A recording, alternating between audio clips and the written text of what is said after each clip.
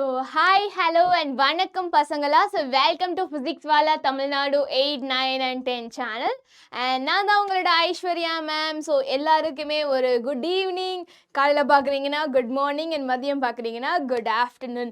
So S பசங்களா, நம்ம physics வாலா தமிழ்நாடு சேனலில் இது வரைக்கும் நம்ம 9th standard videos 10th standard வீடியோஸ்லாம் பார்த்துட்டு இருந்தோம். பட் நீங்களாம் கேட்ட மாதிரி நீங்களாம் மேம் எப்போ மேம் 8th ஸ்டாண்டர்ட் வீடியோ போடுவீங்க அப்படின்னு வந்து கேட்டுகிட்டே இருந்தீங்க. அண்ட் நிறைய பசங்க வந்து தமிழ் மீடியமுக்கும் வீடியோ போடுங்க மேம், என்ன மேம் எங்களை கண்டுக்கவே இல்லையா அப்படின்லாம் வந்து கேட்டுட்டு இருந்தீங்க. ஸோ எஸ் பசங்களா, நாங்கள் நீங்கள் சொல்கிறதெல்லாம் கேட்டுட்டோம். ஸோ எஸ், இன்னைக்கு நம்ம செஷனில் என்ன பார்க்க போகிறோம் அப்படின்னு பார்த்தோன்னா, நம்ம 8th ஸ்டாண்டர்ட் குட்டி குட்டி பசங்களுக்காக நம்ம ஒரு புது பேட்ச் ஸ்டார்ட் பண்ணியிருக்கோம். ஆல்ரெடி நீங்கள் மேக்ஸ் வீடியோ பார்த்துருப்பீங்க. என்ன பேட்ச் மேம் அப்படின்னா, நீங்கள் குட்டி குட்டி பசங்க இல்லையா, அண்ட் ரொம்ப வந்து சுட்டித்தனமான பசங்க and you are very powerful students. So உங்களுக்கான பேட்ச், இந்த பேட்ச் பேர் என்ன அப்படின்னு பார்த்தோன்னா குட்டி வாரியர்ஸ் பேட்ச்.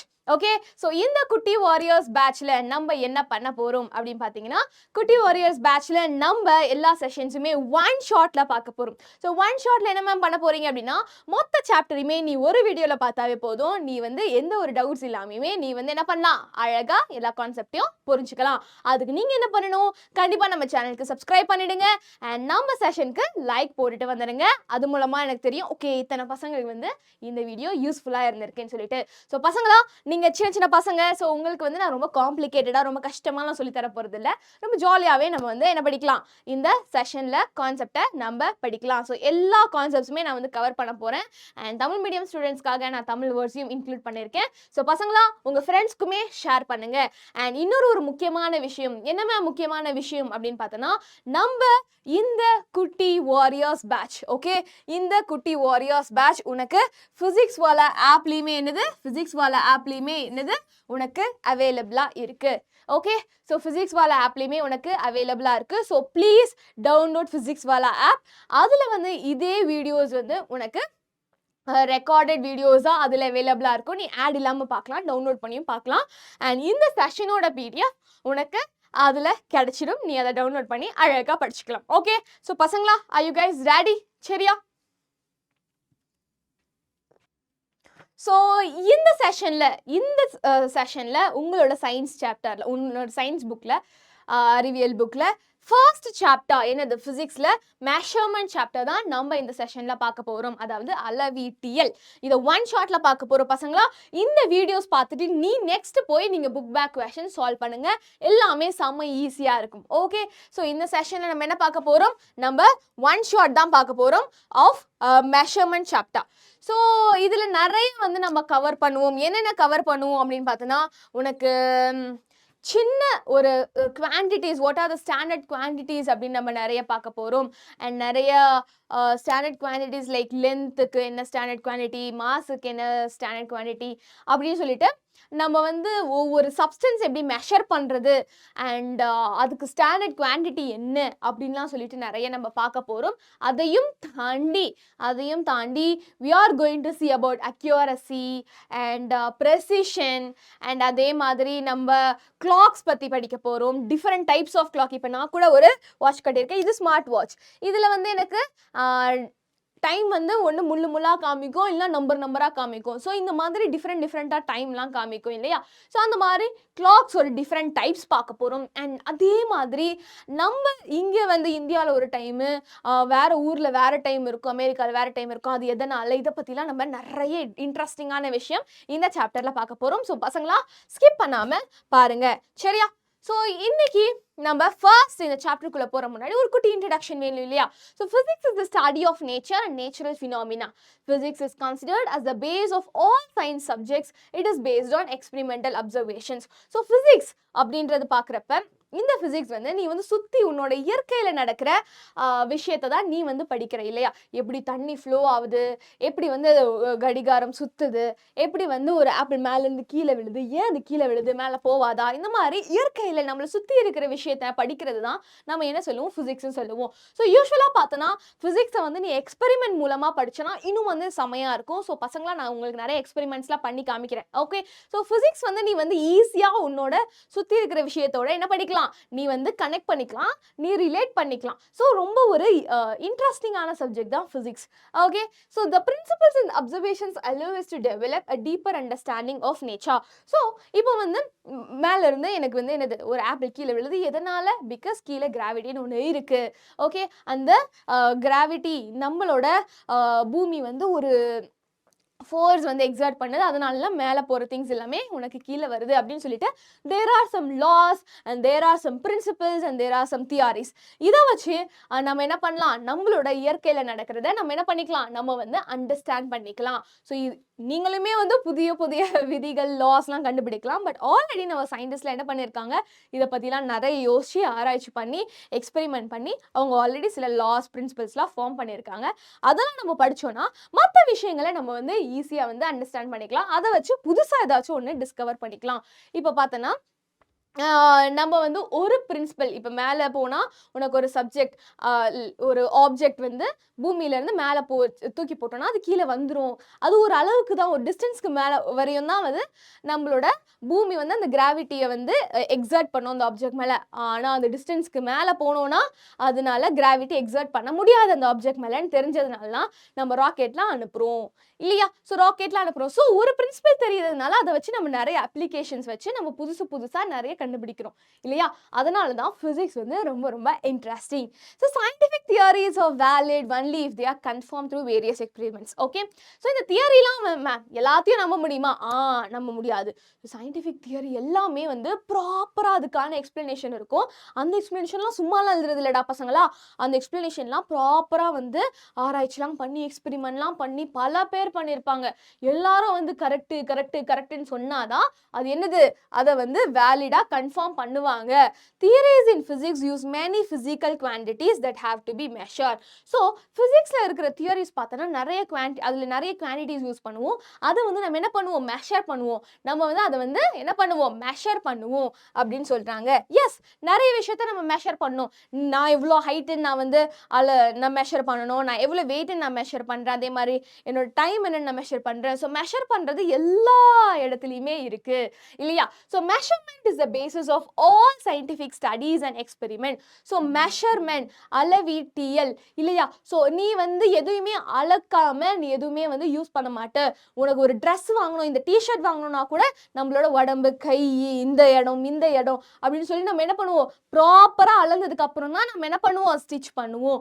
அதே மாதிரி அம்மா வந்து சாப்பாடு செய்யணும்னா கூட என்ன பண்ணுவாங்க, அளந்து தான் போடுவாங்க, அரிசி ஆளாக்கல இல்லையா? ஸோ அளக்கிறது, இந்த அளவீட்டியல் வந்து நம்ம வாழ்க்கையில் ரொம்ப ரொம்ப இம்பார்ட்டன்ட். ஸோ எல்லா சயின்டிஃபிக் ஸ்டடி அண்ட் எக்ஸ்பெரிமெண்ட்டுக்குமே இதுதான் என்னது, மெஷர்மெண்ட் தான் base of all scientific studies and experimentation. It plays a vital role in our daily life. Okay, நம்ம டெய்லி லைஃப்லேயுமே ரொம்ப முக்கியமான பங்கு வகிக்குது. It is a process of finding an unknown physical quantity by using a standard quantity. Okay, அதாவது ஒரு தெரியாத ஒரு ஃபிசிக்கல் குவான்டிட்டியோட அளவை வந்து நம்ம தெரிஞ்ச குவான்டிட்டியை வச்சு நம்ம என்ன பண்ண போகிறோம், நம்ம வந்து மெஷர் பண்ண போகிறோம். So in this lesson we will study about measurement in detail. We will also study about accuracy, precision, approximation and rounding off. Ma'am இதெல்லாம் நம்ம புதுசாக இருக்குது, கவலைப்படாதீங்க. மெஷர்மெண்ட்டை தாண்டி நம்ம வந்து ஒரு மெஷர்மெண்ட் எவ்வளோ துல்லியமாக இருக்கணும், எவ்வளோ வந்து நுட்பமாக இருக்கணும், அக்யூரசி, ப்ரெசிஷன் அப்படிலாம் நம்ம பார்ப்போம். அதெல்லாம் பற்றி நீ ரொம்ப கவலைப்படாத, நான் உனக்கு எக்ஸ்பிளைன் பண்ணுறேன் சரியா? So measurement chapter is going to be very nice. Okay, so இந்த சாப்டர்ல நம்ம என்ன பார்க்க போறோம், யூனிட் சிஸ்டம்.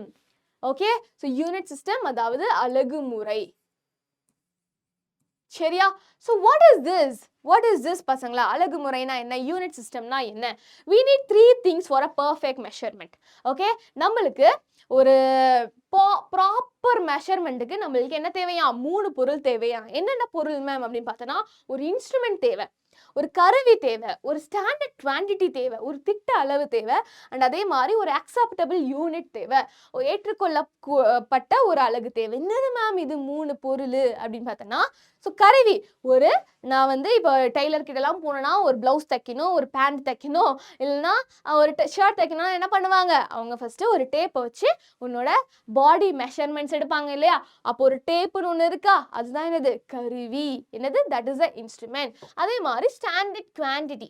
ஓகே, ஸ்டாண்டர்ட் குவான்டிட்டினா என்ன, அதை வந்து எதில் மெஷர் பண்ணுவோம், இதர் மீட்டரில் மெஷர் பண்ணலாம், சென்டிமீட்டரில் மெஷர் பண்ணலாம். ஸோ லென்த்தை மெஷர் பண்ணணும் அப்படின்னா அதுக்குன்னு சில குவான்டிட்டி இருக்குது, இதில் தான் மெஷர் பண்ணணும்னு சொல்லிட்டு என்ன பண்ணியிருக்காங்க, அவங்க ஃபிக்ஸ் பண்ணியிருக்காங்க. ஸோ அந்த குவான்டிட்டி நம்மளுக்கு தேவை. ஒரு மெஷர்மெண்ட்டுக்கு என்ன தேவை, ஒரு இன்ஸ்ட்ருமெண்ட் தேவை, ஒரு ஸ்டாண்டர்ட் குவான்டிட்டி தேவை, அண்ட் ஏற்றுக்கொள்ளப்பட்ட அலகு அக்செப்டபிள் யூனிட் தேவை. ஸோ இங்கே நம்ம என்ன குவாலிட்டி யூஸ் பண்ண போகிறோம், மீட்டரா சென்டிமீட்டரா அப்படின்னு சொல்லிட்டு ஒரு கிளாத்தை மெஷர் பண்ணோம்னா என்ன, அதே மாதிரி இங்கே நம்ம என்ன ஃபிசிக்கல் குவான்டிட்டி யூஸ் பண்ண போகிறோம், அக்செப்டபிள் யூனிட் என்ன அப்படின்னு வந்து நம்ம என்ன பண்ண போகிறோம், நம்ம மெஷர் பண்ண போகிறோம்.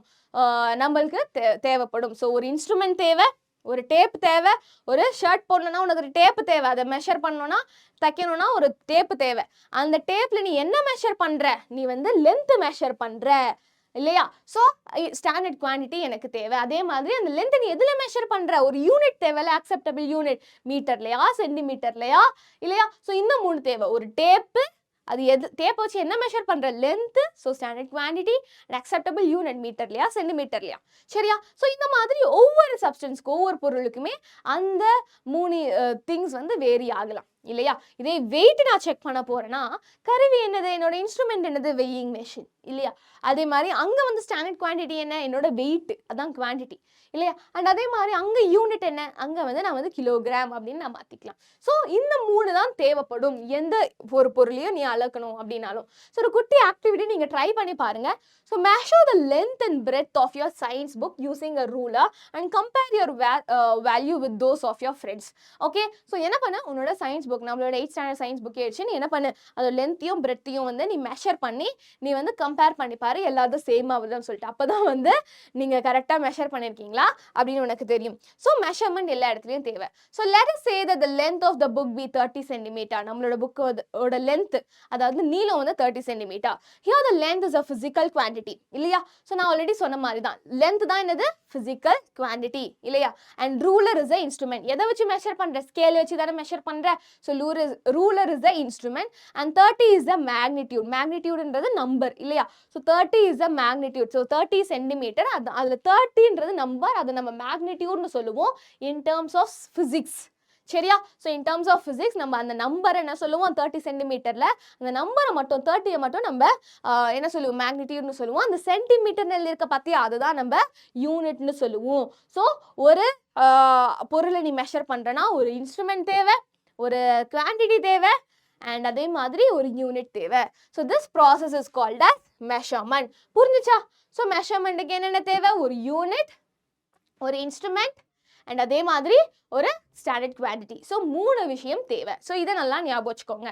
ஓகே, ஸோ இந்த above activity the values of all the students will not be same. So நான் பார்த்த மாதிரி நீ ஒரு 50 பசங்க 25 பசங்க இருக்கீங்கன்னே வச்சுக்கோங்களேன், எல்லாரையுமே மெஷர் பண்ண சொன்னேன் நான். எல்லாரும் மெஷர் பண்ணுறப்ப எல்லாருக்குமே சேமாக வருமா, மேம் சேமாக வரும் அப்படின்னு நினச்சேன்னா கிடையாது. ஏன் மேம் சேமாக வராது. So similarly, people in various parts of the world are using different systems of units for measurement. Okay, so நீ வந்து பார்த்தனா எல்லாரோட புக்கையுமே வந்து நீ மெஷர் பண்ணி பார்த்தனா சேமா இருக்காது. Okay, the values of all the students will not be same. அது வந்து வேரி ஆகும் இல்லையா. அவங்களோட புக்கோட சைஸ் வேற மாதிரி இருக்கலாம், பைண்டிங் போகிறதுனால கட் பண்ணியிருக்கலாம். ஸோ நிறைய விஷயம் இருக்குது. அண்ட் அவங்களுமே கூட தப்பாக வந்து மெஷர் பண்ணிக்கலாம். ஸோ இதனால் சேமாக இருக்காது. ஸோ உன் கிளாஸ்லேயே ஒவ்வொருத்தருக்கும் டிஃப்ரெண்ட் மெஷர்மெண்ட் வருதுன்னா உலகத்தில் இருக்கிற எல்லாருக்குமே என்னது வேறு வேறு மெஷர்மெண்ட்ஸ் வரும் இல்லையா.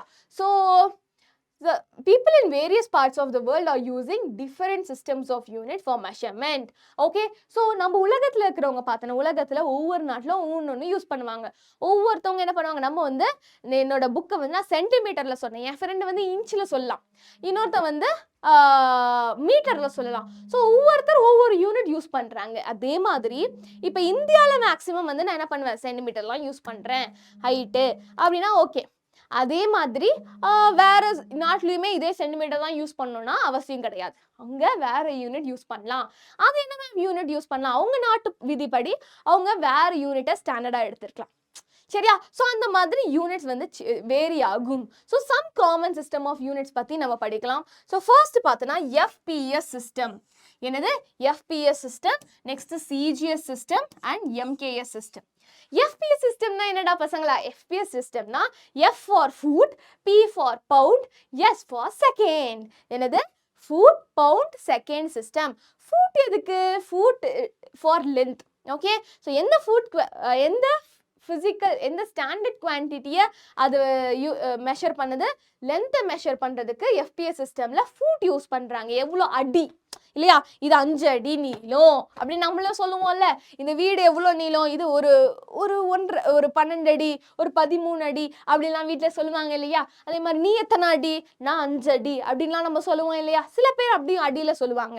ஸோ எஃபிஎஸ் சிஸ்டமில் நம்ம லென்த்தை மெஷர் பண்ணுறதுக்கு என்ன யூனிட் யூஸ் பண்ணுறோம்? ஃபுட் யூஸ் பண்ணுறோம். அதே மாதிரி மாஸ் நிறைய மெஷர் பண்ணுறதுக்கு நம்ம என்ன யூனிட் யூஸ் பண்ணுறோம்? நம்ம பவுண்ட் அப்படின்னு சொல்கிறோம். ஓகே, பவுண்ட், இத்தனை பவுண்ட் இது, இத்தனை பவுண்டு மாஸ் இது அப்படின்னு நம்ம சொல்கிறோம். அதே மாதிரி நம்ம காலம் டைமை மெஷர் பண்ணுறதுக்கு நம்ம என்ன யூஸ் பண்ணுறோம்? நம்ம செகண்டை யூஸ் பண்ணுறோம். சரியா? செகண்ட் என்ற யூனிட்டை யூஸ் பண்ணுறோம். ஸோ ஃபுட் பவுண்ட் செகண்ட் சிஸ்டமில் உனக்கு லென்த்தை மெஷர் பண்ணுறதுக்கு ஃபுட் அடி, அண்ட் மாஸை மெஷர் பண்ணுறதுக்கு பவுண்ட், அண்ட் டைமை மெஷர் பண்ணுறதுக்கு என்னது? செகண்ட். ஓகே, ஸோ எஃபிஎஸ் சிஸ்டமில் ஃபுட் பவுண்ட் செகண்ட்னு ஞாபகம் வச்சுக்கோ. அதே மாதிரி தான் சிஜிஎஸ் சிஸ்டம். அதே லென்த்து மாசு டைமை தான் மெஷர் பண்ணுவோம். ஆனால் இங்கே இருக்கிற யூனிட் வேற. லென்த்தை மெஷர் பண்ணுறதுக்கு சென்டிமீட்டர். ஓகேயா? இங்கே நம்ம எஃபிஎஸ் சிஸ்டமில் லென்த்தை மெஷர் பண்ணுறதுக்கு ஃபுட், ஆனால் இங்கே சிஜிஎஸ் சிஸ்டமில் லென்த்தை மெஷர் பண்ணுறது என்னது? சென்டிமீட்டர். அண்ட் அதே மாதிரி மாஸை மெஷர் பண்ணுறது கிராம், அண்ட் அதே மாதிரி நம்ம டைமை மெஷர் பண்ணுறது இங்கே செகண்ட். சரியா? ஸோ சிஜிஎஸ் சிஸ்டமில் சென்டிமீட்டர், கிராம், செகண்ட். அதே மாதிரி அதே லென்த்து மாசு டைமை மெஷர் பண்ணுறதுக்கு மூணாவது சிஸ்டம் என்னன்னு பார்த்தோன்னா எம்கேஎஸ் சிஸ்டம். எம்கேஎஸ் சிஸ்டமில் பார்த்தோன்னா லென்த்தை மெஷர் பண்ணுறது மீட்டர், அண்ட் மாஸை மெஷர் பண்ணுறதுக்கு கிலோகிராம், அண்ட் டைமை மெஷர் பண்ணுறதுக்கு செகண்ட். ஸோ 3 விதமான சிஸ்டம் இருக்கு நம்ம உலகத்தில். அவ்வளோதானா மேம்? ஸோ அவ்வளோதானாடா டே, இதுவே வந்து கன்ஃபியூசிங்காக இருக்கும் பல பேருக்கு. பட் ஒன்றும் இல்லை, நீ திரும்ப பார்த்தோன்னா உனக்கு புரிஞ்சிடும். ஸோ இந்த மாதிரி டிஃப்ரெண்ட் சிஸ்டம்ஸ் ஒவ்வொரு நாட்டிலையுமே வந்து வேரி ஆகும். நம்ம ஊர்லேயே வந்து சில இதை வந்து வேரி ஆகும். சரியா? ஸோ தீஸ் ஆர் டிஃப்ரெண்ட் என்னது? Common systems of units. Okay, so உனக்கு தெரியுமா? The CGS, MKS and SI units are metric system of units and FPS is not a metric system. Okay, so இந்த மூணுமே வந்து இன்னும் SI units பற்றி நம்ம படிக்கல. எஸ்ஐ சிஸ்டம்னு ஒன்று இருக்குது, அதை பற்றி படிக்கலாம். ஸோ எஸ்ஐ சிஸ்டம் இந்த சிஜிஎஸ், எம்கேஎஸ் இது எல்லாமே என்னது? மெட்ரிக் அலகு முறைக்குள்ளே வரும். பட் எஃபிஎஸ் சிஸ்டம் மட்டும் என்னது? British system of units. British சிஸ்டம்னா ஆங்கிலேயர்கள். ஓகே, பிரிட்டிஷ்காரங்க யூஸ் பண்ணுற யூனிட்ஸ் தான் என்னது? எஃபிஎஸ். எஃபிஎஸ் வந்து இந்த மெட்ரிக் சிஸ்டம்குள்ளே வராது, பிரிட்டிஷ் சிஸ்டம் ஆஃப் யூனிட்ஸ்குள்ளே வரும். மேம் எஸ்ஐ சிஸ்டம்னு ஒன்று சொன்னீங்களே, அது என்னது ma'am? International system of units. ரொம்ப ரொம்ப ரொம்ப இம்பார்ட்டண்ட்டான சிஸ்டம். உங்கள் எக்ஸாம் பாயிண்ட் ஆஃப் வியூலேருந்து எக்ஸாமில் உனக்கு கேட்பாங்க. இன்டர்நேஷ்னல் சிஸ்டம் ஆஃப் யூனிட்ஸ் என்னது? பன்னாட்டு அலகுமுறை. சரியா? ஸோ மேக்ஸிமம் உலகத்தில் எல்லாருமே வந்து ஒரு காமனாக ஒரு சிஸ்டம் வந்து யூஸ் பண்ணணும் அப்படின்னு சொல்லிட்டு அவங்க என்ன ஃபார்ம் பண்ணாங்க? இந்த இன்டர்நேஷ்னல் சிஸ்டம் ஆஃப் யூனிட்ஸ் என்ன பண்ணாங்க? இவங்க ஸ்டாண்டர்டைஸ் பண்ணாங்க. இப்போ வந்து பயாலஜியில் பார்த்தோன்னா இந்த ஒரு செடியை எடுத்துருக்கு. நான் என்ன இப்போ என்ன பயாலஜி விடுங்க, ஒரு பழம் எடுத்துக்கோங்க. நான் வந்து இங்கே வந்து என்ன சொல்லுவேன்? நான் வந்து இதை வந்து கமலா பழம் அப்படின்வேன். சில பேர் அதை என்ன சொல்லுவாங்க? இது வந்து ஆரஞ்சுன்னுவாங்க. சில இதுவே வந்து இந்த நாகப்பழம் இருக்கு, நாகப்பழம் ஜாமுன் இருக்கு பார்த்தியா, அதை நான் நாகப்பழம்னுவேன். இதே வேற ஊரில் நவாப்பழம்னுவாங்க. ஸோ ஆனால் எல்லாருக்குமே வந்து காமனாக நான் இதை போய் ஒரு ஊரில் போய் இது நாகப்பழம் கொடுங்கன்னா அவங்களுக்கு புரியாது. அவங்க நவாப்பழம்னு சொன்னால் தான் புரியும். எல்லாருக்குமே காமனாக புரியணும்னா ஒரு பேர் இருக்கணும்ல. ஸோ அந்த பேர் தான் நம்ம என்ன ஜாமுன்னு இங்கிலீஷில் ஃபிக்ஸ் பண்ணோம் இல்லையா? ஸோ அதே மாதிரி இந்த யூனிட்ஸுமே வந்து எல்லாருக்குமே காமனாக இருக்கணும் அப்படின்னு சொல்லிட்டு international system of units form பண்ணாங்க. In earlier days scientist performed their experiments and recorded their results in their own system. Okay, அப்போ நிறைய சயின்டிஸ்ட் இருந்தாங்க, நிறைய சிஸ்டமும் இருந்துச்சு இல்லையா? ஸோ அவங்கவுங்க சிஸ்டமில் அவங்க மெஷர் பண்ணி அவங்க என்ன பண்ணாங்க? அவங்க எக்ஸ்பெரிமெண்ட்ஸ்லாம் பண்ணிட்டு இருந்தாங்க. Due to lack of communication they couldn't organize experimental results of others, so they planned to follow a uniform system for taking the measurement. So இப்போ வந்து நான் சொன்ன அதே ப்ராப்ளம் தான். இங்கே வந்து நான் வந்து நாகப்பழம்னு சொல்லிட்டு பழகிட்டு நான் மதுரை பாண்டிச்சேரி போயிட்டு எனக்கு வந்து நாகப்பழம் கொடுங்கன்னா என்னது இது நாகப்பழமா அப்படின்னா என்ன தெரியும், நாங்கள் நவாப்பழம் தான் சொல்லுவோம் அப்படின்வாங்க. ஸோ அவங்களுக்கு வந்து புரியாது இல்லையா? ஸோ அவங்க என்ன சொல்ல வராங்கன்னு அவங்களுக்கும் புரியல, இவங்களுக்கும் தெரியல. ஸோ கம்யூனிகேஷன் கேப் இருக்கு. அதே மாதிரி தான் ஒவ்வொரு சயின்டிஸ்ட் வந்து எஃபிஎஸ் சிஸ்டம்ல வந்து ஃபாலோ பண்ணாங்க, சில பேர் சிஜிஎஸ் சிஸ்டம் ஃபாலோ பண்ணாங்க. ஸோ இவங்கெல்லாம் வந்து அந்த எக்ஸ்பெரிமெண்ட் இவங்களோட எக்ஸ்பெரிமெண்ட் பற்றி படிக்கணும் அப்படின்னா அவங்களுக்கு அதை பற்றி அவங்களால படிக்க முடியல. ஏன்னா ப்ராப்பராக வந்து சிஸ்டம் வந்து காமனாக இல்லை. ஸோ கம்யூனிகேஷன் கேப் இருந்துச்சு. இவங்களுக்கு இந்த சிஸ்டம் தெரியும், அவங்களுக்கு அந்த சிஸ்டம் தெரியாது.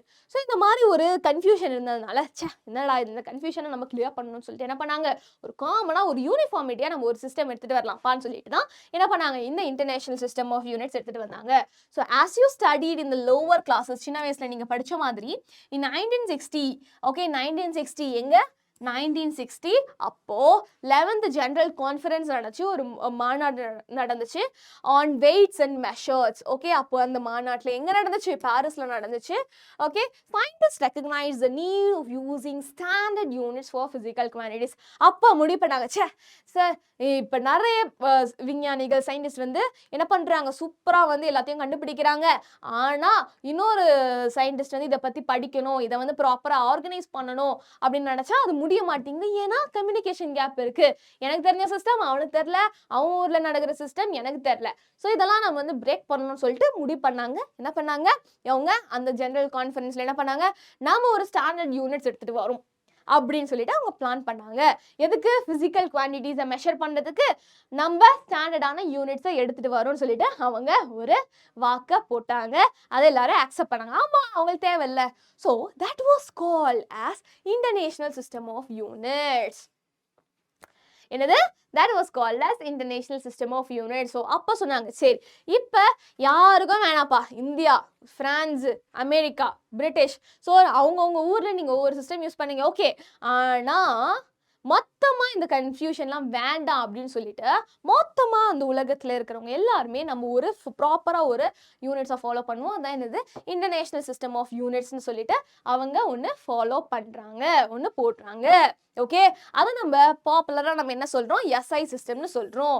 ஸோ எஸ்ஐ சிஸ்டம்னா என்ன, இதுதான் வந்து standard uniform system that is followed across the world. உலகத்தில் எல்லாருமே ஃபாலோ பண்ணுற சிஸ்டம் என்னது, எஸ்ஐ சிஸ்டம். சரியா, நல்லா ஞாபகம் வச்சுக்கோங்க. சரியா, ஸோ இதை வந்து சிஸ்டம் இன்டர்நேஷ்னல் அப்படின்னு சொல்லி நம்ம ஃப்ரெஞ்ச் பேர் தான் நம்ம ஷார்ட் ஃபார்மாக எஸ்ஐன்னு சொல்கிறோம். சரியாடா, ஸோ இதை போட்டு ரொம்ப கன்ஃபியூஸ் பண்ணாத. ஆளுக்கு ஒவ்வொரு சிஸ்டம் வந்து ஃபாலோ பண்ணிட்டு இருந்தாங்க. ஆனால் வந்து ஒரு குரூப்பாக வந்து உன்னோட ஐடியாஸை ஷேர் பண்ணணும்னு நினச்சினா என்னது புரிய மாட்டேங்குது இல்லையா, புரிய மாட்டேங்குது. நான் ஒரு லாங்குவேஜ், நீ ஒரு லாங்குவேஜ் பேசுகிறேன், நம்ம ரெண்டு பேரும் நம்ம பாட்டுக்கு ஒரு லாங்குவேஜில் பேசினா ஐடியாஸ் ஷேர் பண்ண முடியுமா, முடியாது. ஸோ காமனாக ஒரு லாங்குவேஜ் தேவை. அந்த மாதிரி தான் காமனாக என்ன பண்ணுறாங்க, சிஸ்டம் இன்டர்நேஷ்னல் அப்படின்னு எடுத்துகிட்டு வராங்க. So scientist chose 7 physical quantities as base quantities. So நம்ம சயின்டிஸ்ட் என்ன பண்ணுறாங்க, நிறைய குவான்டிட்டிஸ் இருக்குது மெஷர் பண்ணுறதுக்கு இல்லையா, லென்த்து, நீளம், வெயிட், இந்த மாதிரி நிறைய குவான்டிட்டிஸ் இருக்குது. ஆனால் பேஸ் குவான்டிட்டிஸா அவங்க என்ன பண்ணுறாங்க, 7 குவான்டிட்டிஸை அவங்க பேஸ் குவான்டிட்டிஸாக என்ன பண்ணுறாங்க, அவங்க ஃப்ரேம் பண்ணுறாங்க. அது பேர் என்னடா, பேஸ் குவான்டிட்டிஸ்னு சொல்லிட்டு அவங்க சொல்கிறாங்க. ஸோ எத்தனை base quantities, base quantities are 7, 7 நல்லா மண்டியில் ஏற்றிக்கோ. சரியா, ஸோ பேஸ் குவான்டிட்டிஸ் எத்தனை, 7 base quantities and is defined as standard unit to measure each one. So 7 standard base குவான்டிட்டிஸை என்ன பண்ணிட்டாங்க, அவங்க ஃபிக்ஸ் பண்ணிட்டாங்க. ஓகேயா, அதை மெஷர் பண்ணுறதுக்கும் என்னது ஸ்டாண்டர்ட் யூனிட்டையும் அவங்க என்ன பண்ணிட்டாங்க, அவங்க ஃபிக்ஸ் பண்ணிட்டாங்க. அதை என்ன சொல்லுவோம், அந்த பேஸ் குவான்டிட்டிஸை நம்ம டிஃபைன் பண்ணுறதுக்கான யூனிட்டை we define as standard units. Okay, ஒவ்வொரு பேஸ் குவான்டிட்டியும் இந்தந்த யூனிட்டில் தாண்டா நீ வந்து என்ன பண்ணணும், மெஷர் பண்ணணும். எந்த ஊருக்கு போனாலும் இதுதான் வந்து ஸ்டாண்டர்ட் அப்படின்னு சொல்லிட்டு ஃபிக்ஸ் பண்ணிட்டாங்க. இப்போ நம்ம பார்த்தோம்ல அந்த சிஜிஎஸ் சிஸ்டம், எம்கே சிஸ்டம்லலாம் பார்த்தோன்னா ஒரு லென்த்தை மெஷர் பண்ணது ஒருத்தன் வந்து மீட்டரில் மெஷர் பண்ணுறான், இன்னொருத்தன் சென்டிமீட்டரில் மெஷர் பண்ணுறான், இன்னொரு அடி ஃபுட்டில் மெஷர் பண்ணுறான் இல்லையா. இந்த கன்ஃபியூஷன் வேணாம் அப்படின்னு சொல்லிட்டு என்ன பண்ணுறாங்க இவங்க, நம்ம லென்த்தை மெஷர் பண்ணோம்னா இது தாண்டா மீட்டர் தாண்டா அப்படின்னு சொல்லிட்டு ஃபிக்ஸ் பண்ணுறாங்க. மாஸ்னா இதாண்டா, அதே மாதிரி அமௌண்ட் ஆஃப் சப்ஸ்டன்ஸ் தான் இதுதான்டா அப்படின்னு சொல்லிட்டு அவங்க ஃபிக்ஸ் பண்ணுறாங்க. சரியா? ஸோ பேஸ் குவான்டிட்டிஸை டிஃபைன் மெஷர் பண்ணுறதுக்கு ஒரு ஸ்டாண்டர்ட் யூனிட்டை அவங்க எடுத்துகிட்டு வராங்க. ஸோ என்னென்ன அந்த பேஸ் குவான்டிட்டிஸ் பசங்களாம் ரொம்ப இம்பார்ட்டன்ட் எக்ஸாம் பாயிண்ட் ஆஃப் வியூவில் இருந்து. ஸோ இது எல்லாத்தையும் மீனிங் என்ன பண்ணுங்க, நல்லா ஞாபகம் வச்சுக்கோங்க. ஸோ என்னென்ன அந்த 7 பேசிக் குவான்டிட்டிஸ் அப்படின்னு பார்த்தோன்னா length, mass, time, temperature, electric current, amount of substance, luminous intensity. நீளம், நிறை, காலம், வெப்பநிலை, மின்னோட்டம், பொருளின் அளவு, ஒளிச்செறிவு. சரியா? ஸோ ஒன்னொன்னத்தை பற்றி நம்ம படிக்கலாம். அண்ட் ஒவ்வொரு குவான்டிட்டியுமே டிஃபைன் மெஷர் பண்ணதுக்கு ஒரு ஸ்டாண்டர்ட் யூனிட் இருக்குது. என்னது? Metre, kilogram, second, kelvin, ampere, mole, candela. And அதுக்கான சிம்பிள்ஸ் இது எல்லாமே நீ என்ன பண்ணணும், இப்படி தான் போடணும். கேபிட்டலுக்கு ஸ்மாலு, ஸ்மாலுக்கு கேபிட்டல், இப்படிலாம் போடணும் உனக்கு கிடைக்காது, மார்க்கும் கிடைக்காது, தப்பும் கூட. சரியா? ஸோ இதை நீங்கள் நல்லா ஞாபகம் வச்சுக்கோங்க. என்னது? இதாண்டா 7 பேஸ் குவான்டிட்டிஸ். எல்எம்டி டீல்னு ஞாபகம் வச்சுக்கோங்க. எல்எம்டி டீல் இதான் அந்த 7 பேஸ் குவான்டிட்டி. அதை டிஃபைன் பண்ணுறதுக்கு ஸ்டாண்டர்ட் யூனிட்ஸ் இருக்கு. அதுவுமே வந்து நீ ஞாபகம் வச்சுக்கோ, ரொம்ப ரொம்ப இம்பார்ட்டன்ட். சரியா? ஸோ ஒவ்வொரு ஸ்டாண்டர்ட் குவான்டிட்டியும் நம்ம பற்றி, ஒவ்வொரு ஃபிசிக்கல் குவான்டிட்டியும் பற்றி நம்ம படிக்கலாம். Okay, you've already studied about length, mass, time in your lower classes. நம்ம சின்ன கிளாஸஸ்ல 8th கீழே 7th 6th என்ன படிச்சோம், நம்ம லென்த் மெஷர் பண்ணதுக்கு என்ன, லென்த்னா என்ன, நீளம்னா என்ன, மாஸ்னா என்ன, நிறைனா என்ன, டைம்னா என்ன, காலம்னா என்ன அப்படி நம்ம பார்த்தோம் இல்லையா? So now you are going to study about the other base quantities. So LMT TEL அந்த 7 குவான்டிட்டியில் நம்ம LMTயை முடிச்சாச்சு. மீதி என்ன இருக்கு? TAL TEL தான் இருக்கு. இந்த TAL பார்த்தீங்கன்னா இந்த செஷனில், இந்த சாப்டரில் நம்ம பார்க்க போகிறோம். ஏன்னா நீளம்னா என்னன்னு உனக்கு தெரியும், காலம்னா என்னன்னு தெரியும், அதே மாதிரி நிறைனா என்னன்னு தெரியும், மாஸ்னா என்னன்னு தெரியும் இல்லையா? ஸோ அதை பற்றி நீங்கள் படிச்சிட்டீங்க. மற்றது போகலாம், அடுத்த ஸ்டெப் எடுத்து வைக்கலாம். அதை தான் நம்ம இன்னைக்கு பார்க்க போகிறோம். அடுத்தது என்னது? Temperature, current, amount of substance and luminous intensity. Okay, electric current தான் கரண்ட்ன்றாங்க, கன்ஃபியூஸ் ஆகிடாதீங்க. Temperature, current, amount of substance and luminous intensity தான் நம்ம இன்னைக்கு பார்க்க போகிறோம். அதுக்கு முன்னாடி உனக்கு தெரியுமா, இன் டிசம்பர் 1998 டிசம்பரில் national aeronautics and space administration, okay, national aeronautics and space administration, NASA தெரியும்ல, நாசா தெரியும்ல, நேஷனல் ஏரோநாட்டிக்ஸ் ஸ்பேஸ் அட்மினிஸ்ட்ரேஷன். இந்த நாசால தான் நிறைய வந்து யூஸ்வலாக இந்த ஸ்பேஸ்க்கு வந்து நிறைய சேட்டலைட்ஸ்லாம் அனுப்புவாங்க. அண்ட் ஆராய்ச்சிலாம் அங்கே தான் சூப்பராக பண்ணுவாங்க உலகத்திலேயே. இந்தியாவில் வந்து ISRO இஸ் ஃபேமஸ். ISROலேருந்து தான் வந்து அந்த ஆராய்ச்சிலாம் நடக்கும், ஸ்பேஸ் ரிசர்ச் பற்றி நடக்கும். அண்ட் உலகளாவியலில் நீ பார்த்தனா when you consider the whole world, நாசால தான் மெயினாக எல்லாத்தையுமே ரிசர்ச்லாம் பண்ணுவாங்க. ஓகே, ஸோ யூஎஸ்ஏல இருக்கு. Launch the Mars Climate Orbiter to collect data about the Martian climate. அப்போ வந்து அவங்க என்ன பண்ணாங்க, ஒரு புதிய மிஷன் வந்து ஸ்டார்ட் பண்ணாங்க. இந்த செவ்வாய் கிரகத்தில், மார்ஸில் உனக்கு கிளைமேட் எப்படி இருக்குன்னு சொல்லிட்டு அவங்க கண்டுபிடிக்கிறதுக்கு என்ன பண்ணாங்க, அவங்க இந்த மிஷனை ஸ்டார்ட் பண்ணாங்க. 9 months later on September 23, 1999, the orbiter disappeared while approaching Mars at an unexpectedly low altitude. So அப்போ என்ன பண்ணாங்க, அவங்க ஒன்று லான்ச் பண்ணாங்க, ஒரு மிஷனை லான்ச் பண்ணாங்க. அந்த ஆர்பிட்டர் என்ன இருக்குது, அங்கே வந்து மார்ஸ் கிட்ட போயிருக்கு அதோட கிளைமேட்டை அப்சர்வ் பண்ணுறதுக்கு. பட் ஆனால் என்னாச்சு, அந்த செவ்வாய் கிரகம் கிட்ட போக போக போக அந்த ஆர்பிட்டர் என்னாச்சு, டிஸப்பியர் ஆயிடுச்சு, காணாமல் போயிடுச்சு. எப்படி அப்படின்னு யோசிக்கலாம். Okay, so an investigation revealed that the orbital calculations were incorrect due to an error in the transfer of information between the spacecraft teams in Colorado and the mission navigating team in California. So எதனால் அப்படின்னு பார்த்தோன்னா, இங்கே அந்த orbital calculations இல்லையா, எப்படி வந்து கரெக்டாக அங்கே வந்து கிட்ட போகணும், எந்த டைமென்ஷன்ஸில் போகணும், எங்கே போகணும் அப்படின்னு சொல்லிட்டு அவங்க கால்குலேஷன் பண்ணி தான் இங்கேருந்து இன்ஃபர்மேஷன்லாம் அனுப்புவாங்க. பட் இந்த மாதிரி அந்த கால்குலேஷன்ஸ் பண்ணுறப்ப இங்கே என்ன நடந்திருக்கு, அந்த ஸ்பேஸ் கிராஃப்ட் டீம் கொலரோடாவில் இருந்திருக்கு, அப்புறம் மிஷன் நேவிகேஷன் டீம் கலிஃபோர்னியாவில் இருக்குது. இவங்க 2 பேருக்குமே அந்த கால்குலேஷன்ஸ் கம்யூனிகேஷனில் என்ன இருக்குது, ஏதோ மிஸ்டேக் நடந்திருக்கு. One team was using English FPS system and இன்னொருத்தவங்க வந்து MKA சிஸ்டம் யூனிட் இருக்கான். அட பாவீங்களா, என்னடா இது அப்படின்லாம் தோணுது. எதுக்கு இல்லை? ஸோ பாருங்க, ஒரு சின்ன விஷயம் இல்லை, பட் அந்த ஒரு யூனிட்ஸ், நம்ம சின்ன விஷயம் நம்ம வந்து நினச்சிக்கிறோம். ஆனால் இந்த ஒரு யூனிட்ஸ் மேட்டர்னால எவ்வளோ பெரிய மிஷன் வந்து அப்படியே வந்து ஃபெயிலியர் ஆயிடுச்சு இல்லையா? ஸோ யூனிட்ஸ் எவ்வளோ முக்கியம்னு நல்லா புரிஞ்சுக்கோங்க. புரியுதா? So this misunderstanding caused a loss of $125 million approximately. சும்மா இல்லடா 1 லட்சம் இல்ல 2 லட்சம் இல்ல 3 லட்சம் இல்ல 1 கோடி இல்ல 125 மில்லியன் லாஸ் போயிடுச்சு, மில்லியன் லாஸ் ஆயிடுச்சு. ஸோ யூனிட்ஸ் எவ்வளோ முக்கியம்னு ஞாபகம் வச்சுக்கோ. அதனால தான் என்ன பண்ணாங்க, இன்டர்நேஷ்னல் சிஸ்டம் ஆஃப் யூனிட்ஸ் எடுத்துட்டு வந்தே தீரணும் அப்படின்னு அவங்க டிசைட் பண்ணாங்க. இல்லை இந்த மாதிரி தான் லாஸில் போகும், தேவையில்லாமல் காசு போகுதுல்ல இல்லையா. ஸோ இந்நேரம் நம்ம மார்ஸ் கிளைமேட்டை படிச்சிருக்கலாம், பட் அன்ஃபார்ச்சுனேட்லி இந்த மாதிரி ஆயிடுச்சு இல்லையா. ஃபர்ஸ்ட் நம்ம பார்க்க போற physical quantity என்னது, temperature என்னது, வெப்பநிலை. So identify which of the following objects are hot and which of them are cold. So இங்கே பார்த்தோன்னா இங்கே ஏசி ஓடுது, இங்கே பெங்களூர்ல செம்ம கூலாக இருக்குது. இதுவே சென்னையில் பார்த்தோன்னா நான் இப்போ தான் போயிட்டு வந்தேன், அங்கே வந்து பார்த்தா செம்ம ஹீட்டாக இருக்குது, செம்ம வேர்த்து கொட்டுது இல்லையா. ஸோ உன்னை சுற்றியே ஒவ்வொரு சிட்டியே என்னது ஒவ்வொரு வெப்பநிலையில் இருக்குது, ஒவ்வொரு டெம்பரேச்சரில் இருக்குது. அதே மாதிரி ஒவ்வொரு பொருளுமே கூட, ஃபார் எக்ஸாம்பிள் ஹாட் காஃபி சூடாக இருக்கும், அதுவே ஐஸ் கட்டி வந்து சில்லுன்னு இருக்கும். So identify which of the following objects are hot and which of them are cold. இந்த பிக்சரில் எதெல்லாம் ரொம்ப ஹாட்டு கோல்டுன்னு கண்டுபிடி. ஐஸ்கிரீம் சில்லுன்னு இருக்குமா, சில்லுன்னு நீ சாப்பிடுவியா, டேய் ஐஸ்கிரீமை சூடாக சாப்பிட்டா முட்டாள் லூசுன்றவேன் இல்லையா.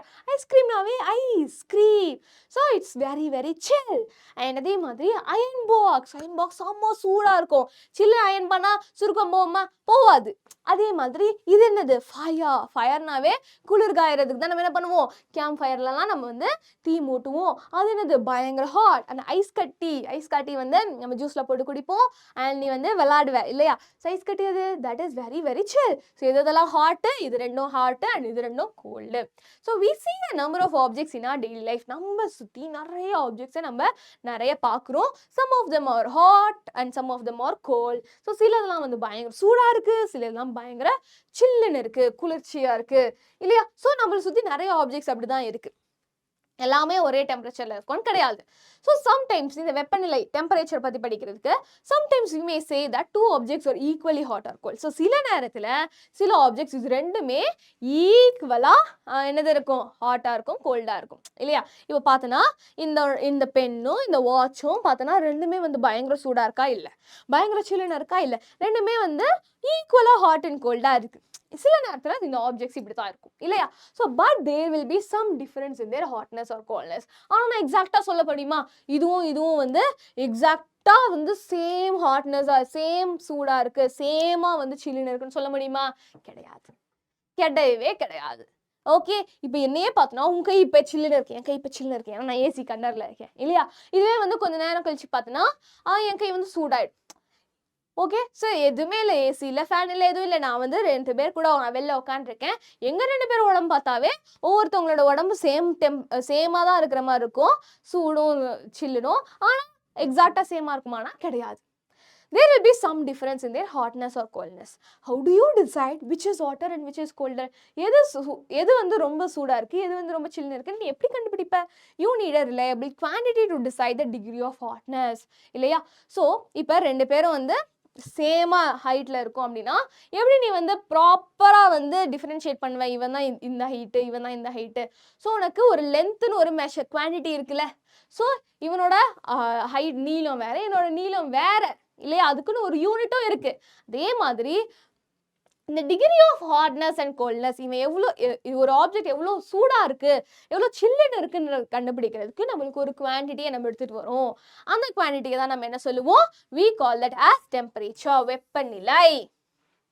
சரியா. ஸோ எவ்வளோ ஒரு ஆப்ஜெக்ட் வந்து சூடாக இருக்குது, எவ்வளோ ஒரு ஆப்ஜெக்ட் வந்து சில்லுன்னு இருக்குது அப்படின்றத கண்டுபிடிக்கிறதுக்கு தான் we have this unit called as temperature.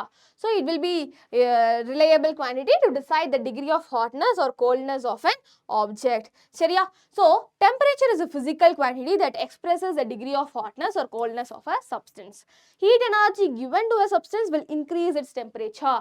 Okay, நான் வந்து ஒரு பாத்திரத்தில் தண்ணி சூட் பண்ணுறேன், ஸோ நான் ஹீட் எனர்ஜி கொடுக்குறேன் இல்லையா. நான் வந்து ஹீட்டை கொடுக்குறேன் அந்த ஆப்ஜெக்ட்டுக்கு, ஏன்னா அந்த நெருப்பொலியா நான் அந்த தண்ணிக்கு என்ன பண்ணுறேன், ஹீட்டை நான் கொடுக்குறேன், ஹீட் எனர்ஜி நான் கொடுத்தேன் ஒரு ஆப்ஜெக்ட்டுக்கு அப்படின்னா அது என்ன ஆகும், அந்த வாட்டரோட டெம்பரேச்சரை இன்க்ரீஸ் பண்ணும். ஸோ அந்த வாட்டரோட வெப்பநிலையை இன்க்ரீஸ் பண்ணும்.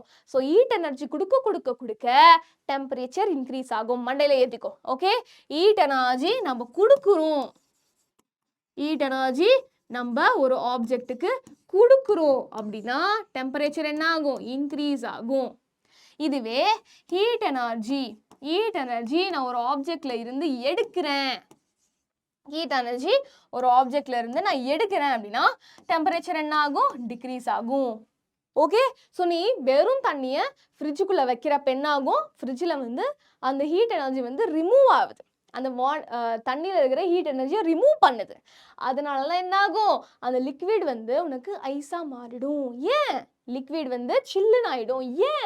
ஏன்னா டெம்பரேச்சர் டிக்ரீஸ் ஆகுது. சரியா?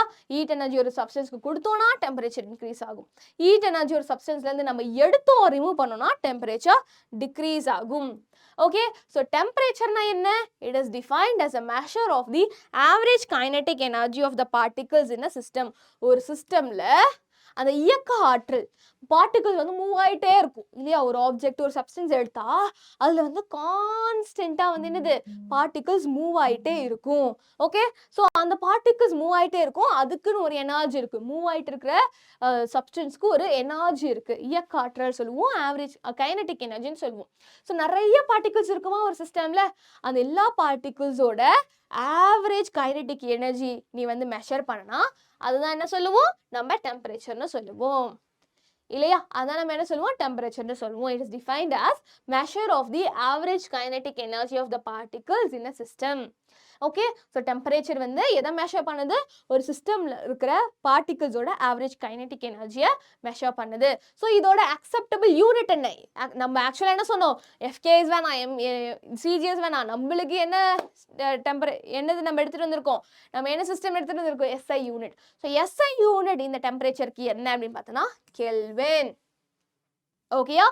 ஸோ டெம்பரேச்சரை நீ மெஷர் பண்ணணும்னா அதுவும் அது it should be acceptable by everyone, எல்லாருக்குமே தெரிஞ்ச யூனிட்ல நீ மெஷர் பண்ணணும் அப்படின்னா என்னது? நீ கெல்வின்ல மெஷர் பண்ணுவ. சரியா? So thermometers are used to measure the temperature directly. தெர்மோமீட்டர்னா என்ன? நீ ஜுரம் அடிச்சிச்சு அப்படின்னா என்ன பண்ணுவ? ஹாஸ்பிட்டலுக்கு போவியா? அங்கே என்ன பண்ணுவாங்க? வாயிலையோ இல்லை கைக்கு கீழே என்ன பண்ணுவாங்க? உனக்கு தெர்மோமீட்டர் வைப்பாங்க. தெர்மோமீட்டர் வச்சா என்ன ஆகும்? தெர்மோமீட்டர் வச்சா அது உன்னோட உடம்போட வெப்பநிலையை சொல்லும், என்னோட உடம்புல இருக்க டெம்பரேச்சரை சொல்லும். ஸோ அப்புறம் நர்ஸாக்கா என்ன பண்ணுவாங்க? உனக்கு 100 டிகிரிடா, இந்த மாதிரி பாடி டெம்பரேச்சர் விட அதிகமாக இருக்குது, ஸோ உனக்கு ஃபீவர் இருக்குன்னு சொல்லுவாங்களா? ஸோ தெர்மாமீட்டர், ஸோ வெப்பநிலை மானிகள் என்ன வந்து உனக்கு மெஷர் பண்ணும்? உன்னோட டெம்பரேச்சரை மெஷர் பண்ணும். ஸோ உடம்பு டெம்பரேச்சர் மட்டும் இல்லை, ஒரு ஆப்ஜெக்ட்ல இருக்கிற டெம்பரேச்சரை நம்ம மெஷர் பண்ணனா கூட வி யூஸ் தெர்மோமீட்டர். ஸோ இதை வந்து ப்ராப்பராக வந்து என்ன பண்ணணும்? கேலிப்ரேட் பண்ணணும். கேலிப்ரேட்னா தரமாக்கணும் இல்லையா? இல்லை அது வந்து தப்பான டெம்பரேச்சர் காமிக்கக்கூடாது இல்லையா? ஸோ தெர்மோமீட்டர்ஸ் வந்து ப்ராப்பராக கேலிப்ரேட் பண்ணுவாங்க. சரியா? So Celsius, Fahrenheit, kelvin R the most commonly used scales to measure temperature. Okay, so நம்ம எப்படி வந்து லென்த்தை வந்து மீட்டர், சென்டிமீட்டர் அந்த மாதிரி நிறைய யூனிட்ஸ் வச்சு நம்ம வந்து மெஷர் பண்ணுவோமோ அதே மாதிரி கெல்வின் தான் என்னது? Standard unit, SI unit. But அதே மாதிரி மற்ற யூனிட்ஸ்லாம் பார்த்தேன், மற்ற ஸ்கேல்லாம் பார்த்தோன்னா செல்சியஸ் ஸ்கேல் இருக்குது, ஃபாரன்ஹீட் ஸ்கேல் இருக்குது. இப்போ வந்து உனக்கு வந்து இப்போ ஃபோனில் கூட வந்து எனக்கு வந்து இந்த ஏரியாவோட டெம்பரேச்சர் காமிக்கும், அது பார்த்தோன்னா யூஸ்வலாக செல்சியஸில் தான் காமிக்கும். சரியா? ஸோ யூஸ்வலாக செல்சியஸ் தான் நம்ம நிறைய யூஸ் பண்ணுவோம். பட் எஸ்ஐ யூனிட் பார்த்தோன்னா உனக்கு என்னது? கெல்வின். சரியா? ஸோ டெம்பரேச்சர் புரிஞ்சுச்சாடா பசங்களா? So from the newspaper or television, collect the highest and lowest temperature experienced in your nearest town or city for a week and record the values in a tabular column. Okay, does this data remains throughout the year? ஒன்றும் இல்லை, நீ news paper பார்க்குற, television பார்க்குற, weather channel, weather report சொல்லுவாங்கல்ல, அந்த டைமில் உட்காந்து பார்த்து ஒரு 10 நாள் வந்து நீ என்ன பண்ணு? டெய்லியும் என்னென்ன டெம்பரேச்சர்னு மெஷர் பண்ணுவோம். ஃபோன்லேயே கூட வரும். ஸோ இந்த டெம்பரேச்சர் உனக்கு வந்து வேரி ஆகுமா? கிடையாது மேம். காலையில் மழை பெய்யுது, ஈவினிங் வெயில் அடியுது, ஒரு நாளைக்கே வந்து டெம்பரேச்சர் கான்ஸ்டண்ட்டாக இல்லை, 10 நாளைக்கு கான்ஸ்டண்ட்டாக இருக்குமா? கான்ஸ்டண்ட்டாக இருக்காது. ஓகே, ஸோ டெம்பரேச்சர் வந்து வேரி ஆகிட்டே இருக்கும். ஓகேயா? மண்ணில் நல்லா ஏற்றிக்கோங்க. ஒரு இயருக்கு பார்த்தீங்கன்னா இன்னுமே வந்து வேரி ஆகிட்டே இருக்கும். ஓகே, ஸோ நெக்ஸ்ட் நம்ம பார்க்க போகிற ஃபிசிக்கல் குவான்டிட்டி என்ன அப்படின்னு பார்த்தோன்னா எலக்ட்ரிக் கரண்ட். என்னது? எலக்ட்ரிக் கரண்ட் பற்றி பார்க்க போகிறோம். So that is nothing but மின்னோட்டம். Okay, so flow of electric charges in a particular direction is known as electric current. Electric current na enna?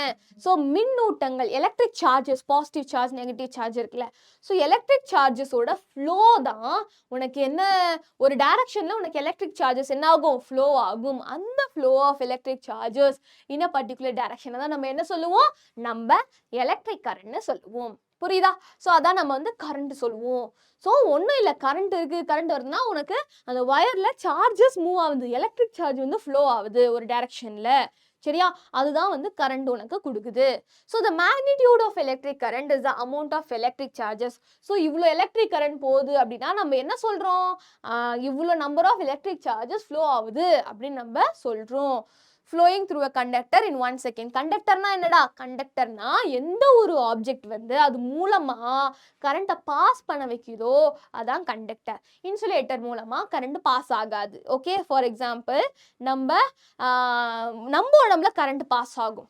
Okay, அதுவே கட்டையிலலாம் உனக்கு கரண்ட் பாஸ் ஆகாது. So கட்டையெல்லாம் நம்ம இன்சுலேட்டர்னு சொல்லுவோம். ஆனால் நம்ம பாடிலாம் என்னது? கண்டக்டர். ஸோ அதனால தான் வந்து பார்த்து ஜாக்கிரதையாக நம்ம வந்து வேலை செய்யணும் கரண்ட்டோட வேலை செய்கிறப்ப.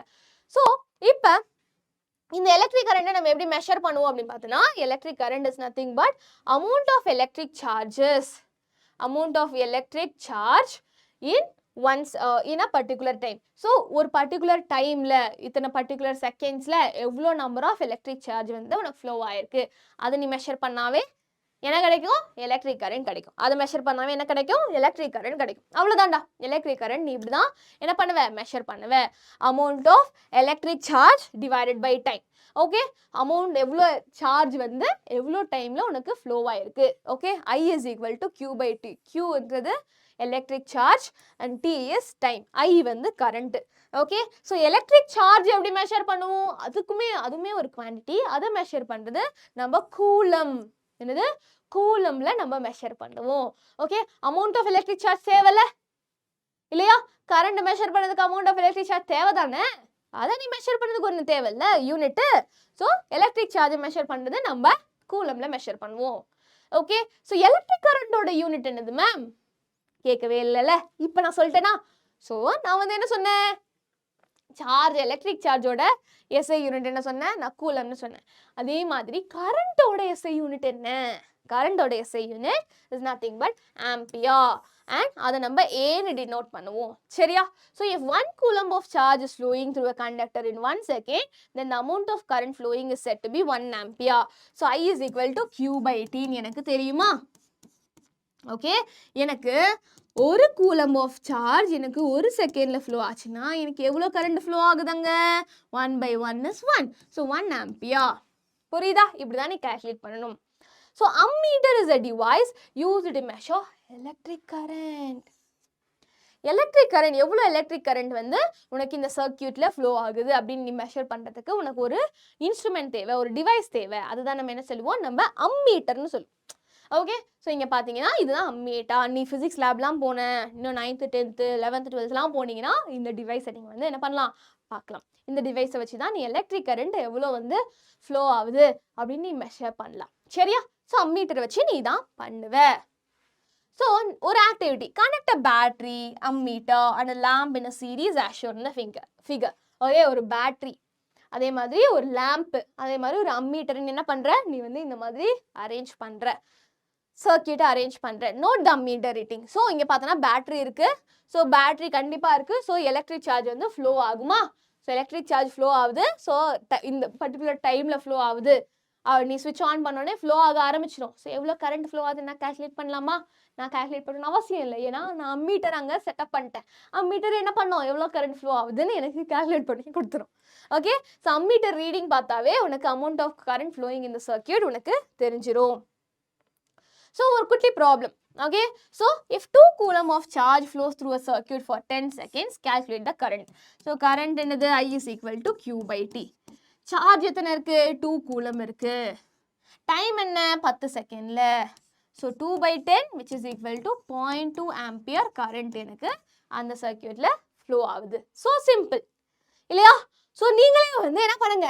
கேல்குலேட் பண்ணுங்க. அப்போ தான் உனக்கு ஒரு சந்தோஷம் கிடைக்கும். சரியாடா?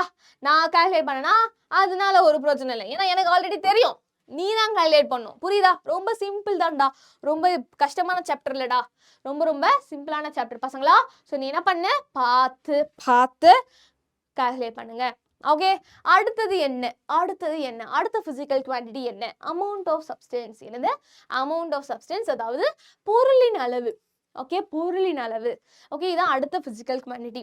So amount of substance is a measure of the number of entities present in a substance. ஒரு சப்ஸ்டன்ஸ்ல எவ்வளோ பார்ட்டிகல்ஸ் வந்து இருக்கு அதை மெஷர் பண்றது தான் என்னது? Amount of substance. ஓகே, ஒரு சப்ஸ்டன்ஸ்ல எவ்வளோ பார்ட்டிகல்ஸ், எவ்வளோ துகள்கள் இருக்குன்றத கண்டுபிடிக்கிறது தான் என்ன unit? Quantity, amount of substance. The entity may be an atom, molecule, ion, electron or proton. Ma'am, ஒரு சப்ஸ்டன்ஸ்ல இந்த என்டைட்டிஸ் பார்ட்டிகல்ஸ்லாம் இருக்கு, அதை மெஷர் பண்ணுறதுக்கு தான் நம்ம இந்த குவான்டிட்டி யூஸ் பண்ணுறோம், அமௌண்ட் ஆஃப் சப்ஸ்டன்ஸ்ன்றீங்க.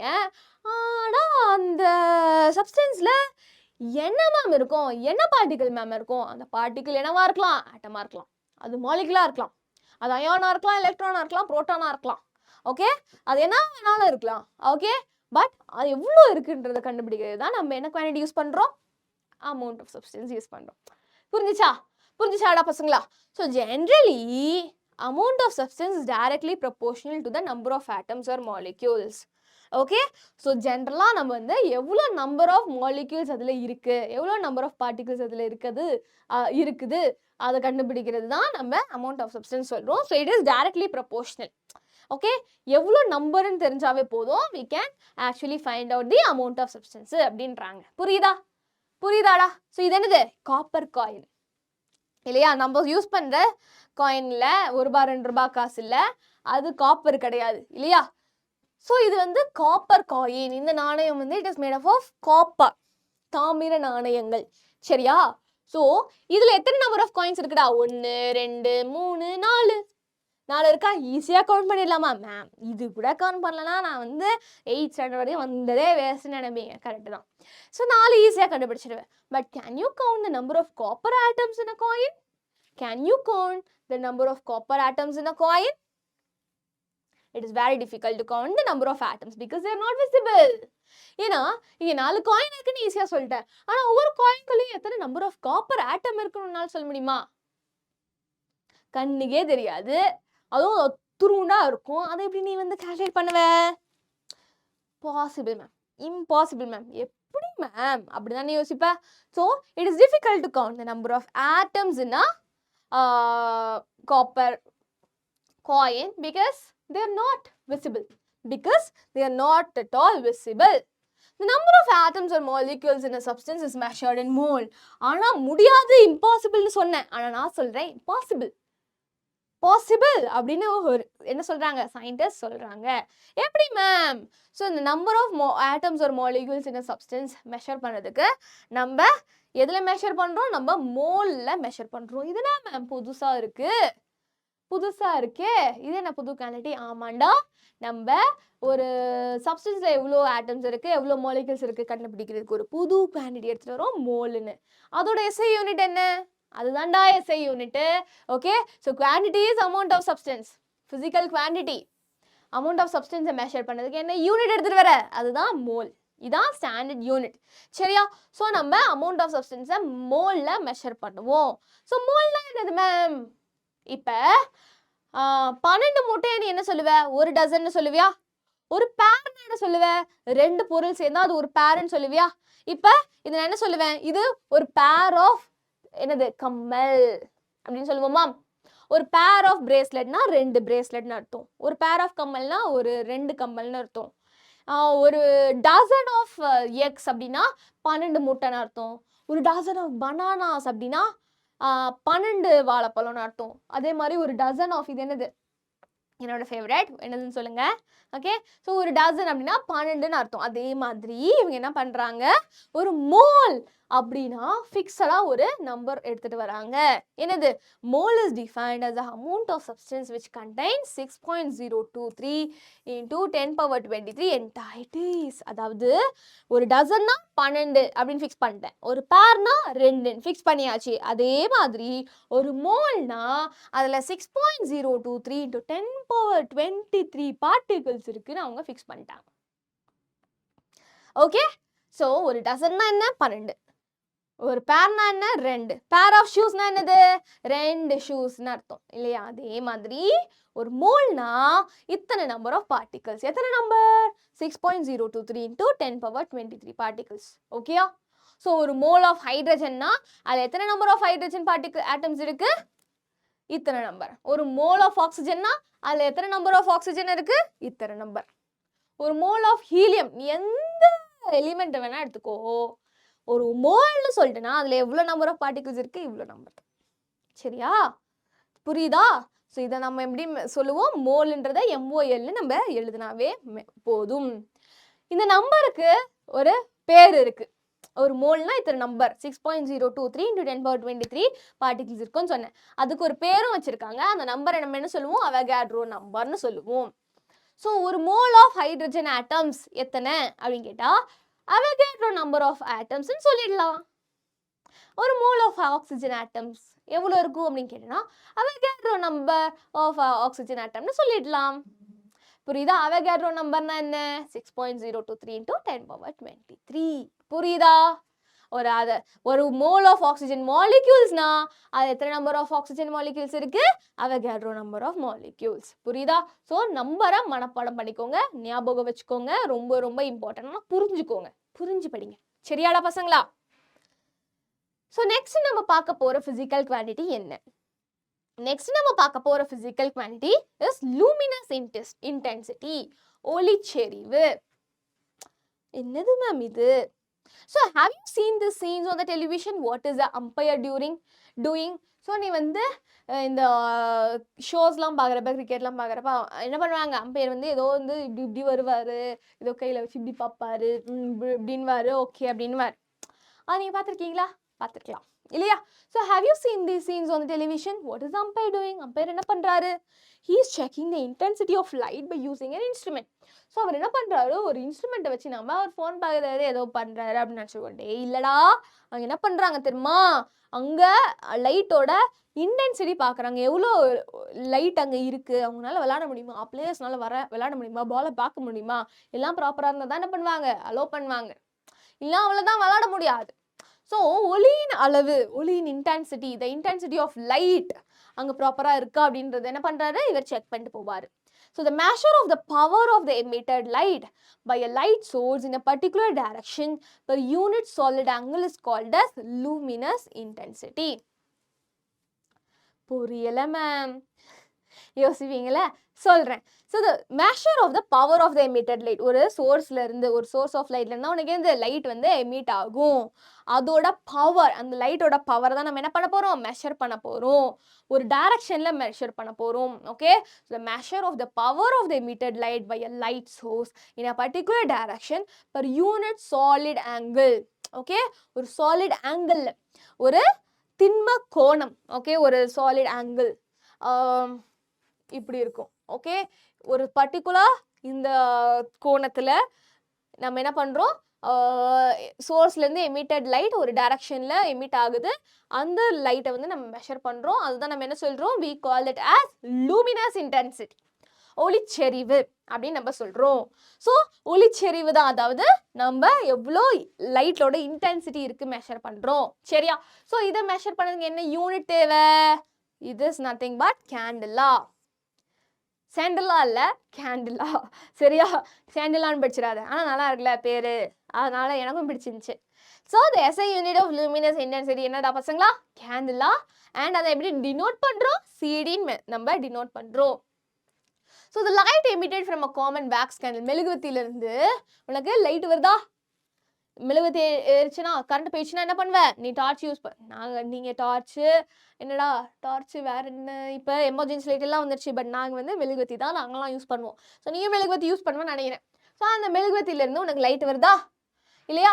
ஸோ யூஸ்வலாக 1 கேண்டிலான்றது பார்த்தோன்னா எவ்வளோ லூமினஸ் இன்டென்சிட்டி, யூஸ்வலாக 1 கேண்டிலான்றது பார்த்தோன்னா எவ்வளோ இருக்குன்னு பார்த்தோன்னா, ஒரு மெழுகுவத்திலேருந்து உனக்கு லைட் வருதுல்ல, அதோட லைட் தான் நம்ம என்ன சொல்லுவோம்? It is approximately equal to 1 candela.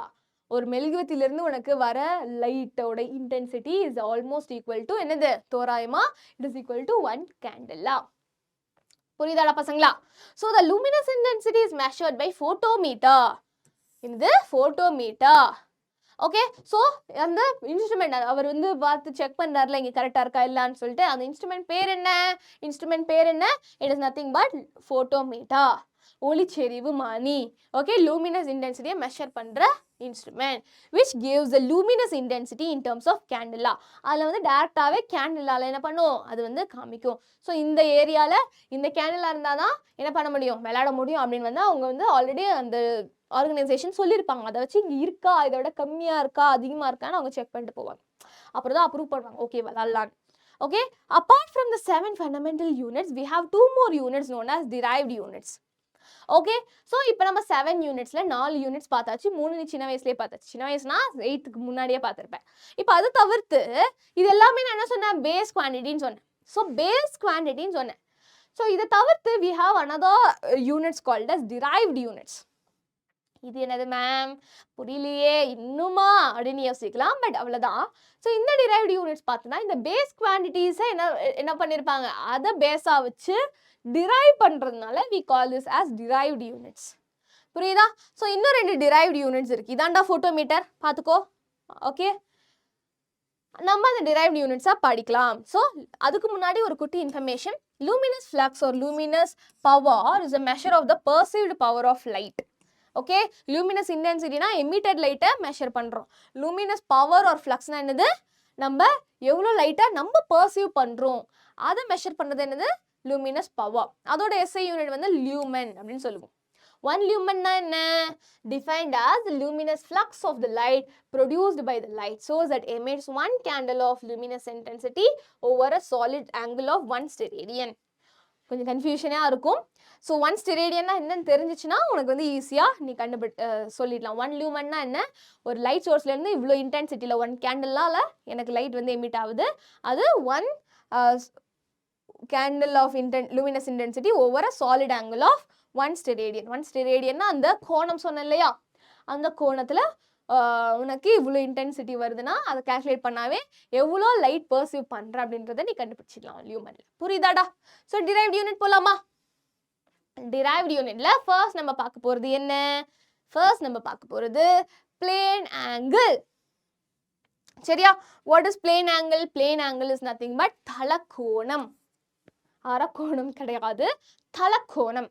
Plane angle is the angle made at the intersection of 2 straight lines of or intersection of 2 planes. 2 line intersect ஆனாலும் இதான் இன்டர்செக்ஷன், கிராஸ் ஆகுது. ஸோ 2 லைன் இன்டர்செக்ட் ஆனாலோ இல்லை 2 plane intersect ஆனாலோ அதை நம்ம என்ன சொல்லுவோம், நம்ம அதை தலக்கோணம், பிளேன் கோணம், பிளேன் ஆங்கிள்னு சொல்லுவோம். ஸோ இங்கே பார்த்தோன்னா இங்கே இது ஒரு பிளேன், இது ஒரு பிளேன், இது ரெண்டாவது இன்டர்செக்ட் ஆகுது இல்லையா. ஸோ இதை வந்து நம்ம என்ன சொல்லுவோம், பிளேன் ஆங்கிள்னு சொல்லுவோம். எதை மேம் சொல்கிறீங்க, ஒழுங்காக சொல்லுங்கள், சொல்கிறேன்.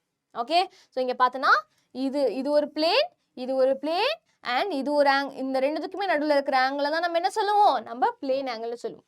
ஓகே, ஸோ இதுதான் என்னது பிளேன் ஆங்கிள். அதே மாதிரி இது ஒரு லைன், இது ஒரு லைன், இதோட இன்டர்செக்ஷனை தான் நம்ம என்ன சொல்லுவோம், பிளேன் ஆங்கிள்னு சொல்லுவோம். புரியுதா? So SI unit of plane angle is radian. Okay, so இது நம்ம என்ன சொல்லுவோம், 30 ரேடியன் அப்படின்னு நம்ம மெஷர் பண்ணுவோம். 30 ரேடியன், 1 ரேடியன், 2 ரேடியன் நம்ம மெஷர் பண்ணுவோம். So intersection of planes or intersection of angle lines அதை நம்ம என்ன சொல்லுவோம், எப்படி மெஷர் பண்ணுவோம், நம்ம பிளேன் ஆங்கிளில் மெஷர் பண்ணுவோம் இன் ரேடியன். நெக்ஸ்ட் நம்ம பிளேன் ஆங்கிளில் பார்த்தோன்னா ரேடியன் தான் யூனிட், R radian சொல்லுவோம். It is the angle subtended at the center of a circle by an arc whose length is equal to the radius of the circle. So இங்கே பார்த்தோன்னா ஒன்றும் இல்லை, இதுதான் உனக்கு சென்டர் ஆஃப் த சர்க்கிள். சரியா? So என்ன சொல்கிறாங்க, radian is nothing but angle subtended at the centre of a circle by an arc. So arc என்னடா, இதான் ஒரு ஆர்க், இதான் ஒரு ஆர்க் இல்லையா. இந்த பாயிண்ட்லேருந்து இந்த பாயிண்ட்லேருந்து ஒரு லைன் வருது, angle subtended by the arc to the point of the circle. So இந்த ஆர்க் வந்து இந்த point of circle, centre of the சர்க்கிளில் எவ்வளோ ஆங்கிளில் இது வந்து உள்ள வந்திருக்கு அப்படின்னு பார்த்தோன்னா that is measured in radian. அதுதான் உனக்கு ரேடியன்னு சொல்லுவோம். ஸோ அந்த radian it is equal to nothing but radius of the circle. So எவ்வளோ ஆங்கிள் வந்து சப்டெண்ட் ஆயிருக்குன்னு பார்த்தோன்னா it is equal to the radius இல்லையா, it is equal to the radius. So சென்டர்லேருந்து உனக்கு அவுட்டர் பாயிண்ட் ஆஃப் த சர்க்கிளில் தான் நம்ம ஒரு லைன் வரைஞ்சோம்னா அதான் நம்ம என்ன சொல்லுவோம், ரேடியஸ்னு சொல்லுவோம். Okay, So 1 radian is the angle subtended at the center of a circle by an arc whose length is equal to the radius of the circle. So arc oda length. இங்க இருந்து ஒரு point என்ன அதுவும் ஒரு ரேடியஸா இதுவும் ஒரு ரேடியஸா. So இந்த ரெண்டு ரேடியஸுமே உனக்கு வந்து ஒரு ஆங்கிள் சப்டெண்ட் பண்ணுது. அதான் நம்ம ரேடியன்னு சொல்லுவோம். So pi radian is nothing but 180 degree. Okay, 180 degree is equal to pi radian. சரியா? இது வந்து நீ வந்து கான்ஸ்டன்டா ஞாபகம் வச்சுக்கணும். So pi radian is nothing but 180 degree. அப்போ 1 radian எத்தனை? 1 radian is equal to 180 by pi. Okay, 1 radian is equal to 180 degree. இந்த இப்படி மேல இப்படி முட்டை போட்டனா that is called as degree. So convert 60 degree into radian. Okay, so pi radian வந்து உனக்கு எத்தனை? உனக்கு வந்து 60 degree. இல்லையா? இல்லையா? Sorry, pi radian is equal to 180 degree. So 180 degree is equal to pi radian. அப்ப 60 degree எவ்வளோ? Pi into 60 by 180, which is pi by 3 radian. Correct and பார்க்கலாமா? Pi by 3 radian. Okay. Convert pi by 4 into degrees. So pi radian வந்து எனக்கு 180 degree அப்படின்னா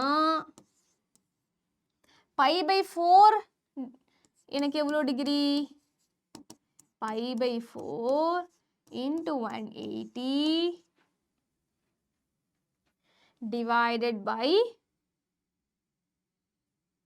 pi. இல்லையா? Divided by pi. Okay, so you get இந்த pi cancel ஆயிடும். 180 by 4 45 degree. கரெக்டானு பார்க்கலாமா? Check பண்ணலாமா? கரெக்டே. Okay, so பசங்களா நீங்களே கால்குலேட் பண்ணுங்க, அப்பதான் ஈஸியா இருக்கும். நெக்ஸ்ட் நம்ம பார்க்க போற டிரைவ்டு குவாண்டிட்டி என்ன? திண்ம கோணம், சாலிட் ஆங்கிள். ஸோ ஃபர்ஸ்ட் நம்ம பிளேன் ஆங்கிள் பார்த்தோம் இல்லையா? ஒரு ஆர்க் வந்து ஒரு சர்க்கிளோட பாயிண்ட்ல எவ்வளோ ஆங்கிள் சப்டெண்ட் பண்ணுது அதான் வந்து ரேடியன் இல்லையா? So solid angle is the angle formed by 3 or more planes intersecting at a common point. It can also be defined as angle formed at the vertex of the cone. இப்போ நான் ஒரு சர்க்கிளில் arc வந்து உனக்கு சென்டரில் ஒரு angle சப்டெண்ட் பண்ணால் அதான் என்ன சொன்னேன்? ரேடியன்னு சொன்னேன். இதுவே ஒரு ரவுண்ட் பால் எடுத்துக்கோ. ரவுண்ட் பால் எடுத்தேன்னா அதில் மேலே ஒரு பார்ட் ஆஃப் சர்ஃபேஸ் எடுத்துக்கோ. ஓகே, அது வந்து டோட்டலாக இந்த சர்ஃபேஸ் வந்து உனக்கு சென்டர் ஆஃப் த அந்த பாலோட உனக்கு வந்து சப்டெண்ட் ஆகுதுன்னா உனக்கு ஒரு கோன் மாதிரி ஷேப் கிடைக்குமா? ஓகே, நடுவில் இப்படி ரவுண்டு போட்டு என்ன பண்ணுற? ரவுண்டு போட்டு நீ என்ன பண்ணுற? ஒரு கோன் ஷேப்பில் ஃபார்ம் பண்ணனா உனக்கு இங்கே நடுவில் ஒரு ஆங்கிள் ஃபார்ம் ஆகும்ல, அதுதான் நம்ம என்ன சொல்லுவோம்? நம்ம we call this as solid angle னு சொல்லுவோம். It is angle formed by 3 or more planes intersecting at a common point. Okay, angle formed at the vertex of the cone. So vertex of the cone, ஒரு கோன்ல உனக்கு இங்கே form பண்ணுறாங்கள தான் நம்ம என்ன சொல்லுவோம்? Solid ஆங்கிள்னு சொல்லுவோம். இதை நம்ம வந்து எப்படி மெஷர் பண்ணுவோம்? இதோட எஸ்ஐ யூனிட் என்ன? ஸ்டிரேடியன். SRன்னு நம்ம டினோட் பண்ணுவோம். சரியா? So steradian is a solid angle at the center of a sphere subtended by a portion whose surface area is equal to the square of the radius of the sphere. Okay? ஒரு ஸ்பியர்ல சென்டர்ல ஒரு solid ஒரு cone வந்து எவ்வளோ வந்து எப்படி சப்டெண்ட் ஆகுது அந்த ஆங்கிள் தான் நம்ம ஸ்டெரேடியன்னு சொல்லுவோம். ஓகே, கிளியரா? portion of whose surface area, அதோட surface area is equal to the square of the radius of the sphere. Okay, so அந்த surface அதோட surface area பார்த்தனா it is equal to the surface square of the radius of the sphere னு சொல்றாங்கடா. சரியா? so உங்களுக்கு கூட தெரியுமா? என்னது ma'am சொன்னதானே ma'am தெரியும். so until 1995 plane angle and solid angle were classified under supplementary quantities.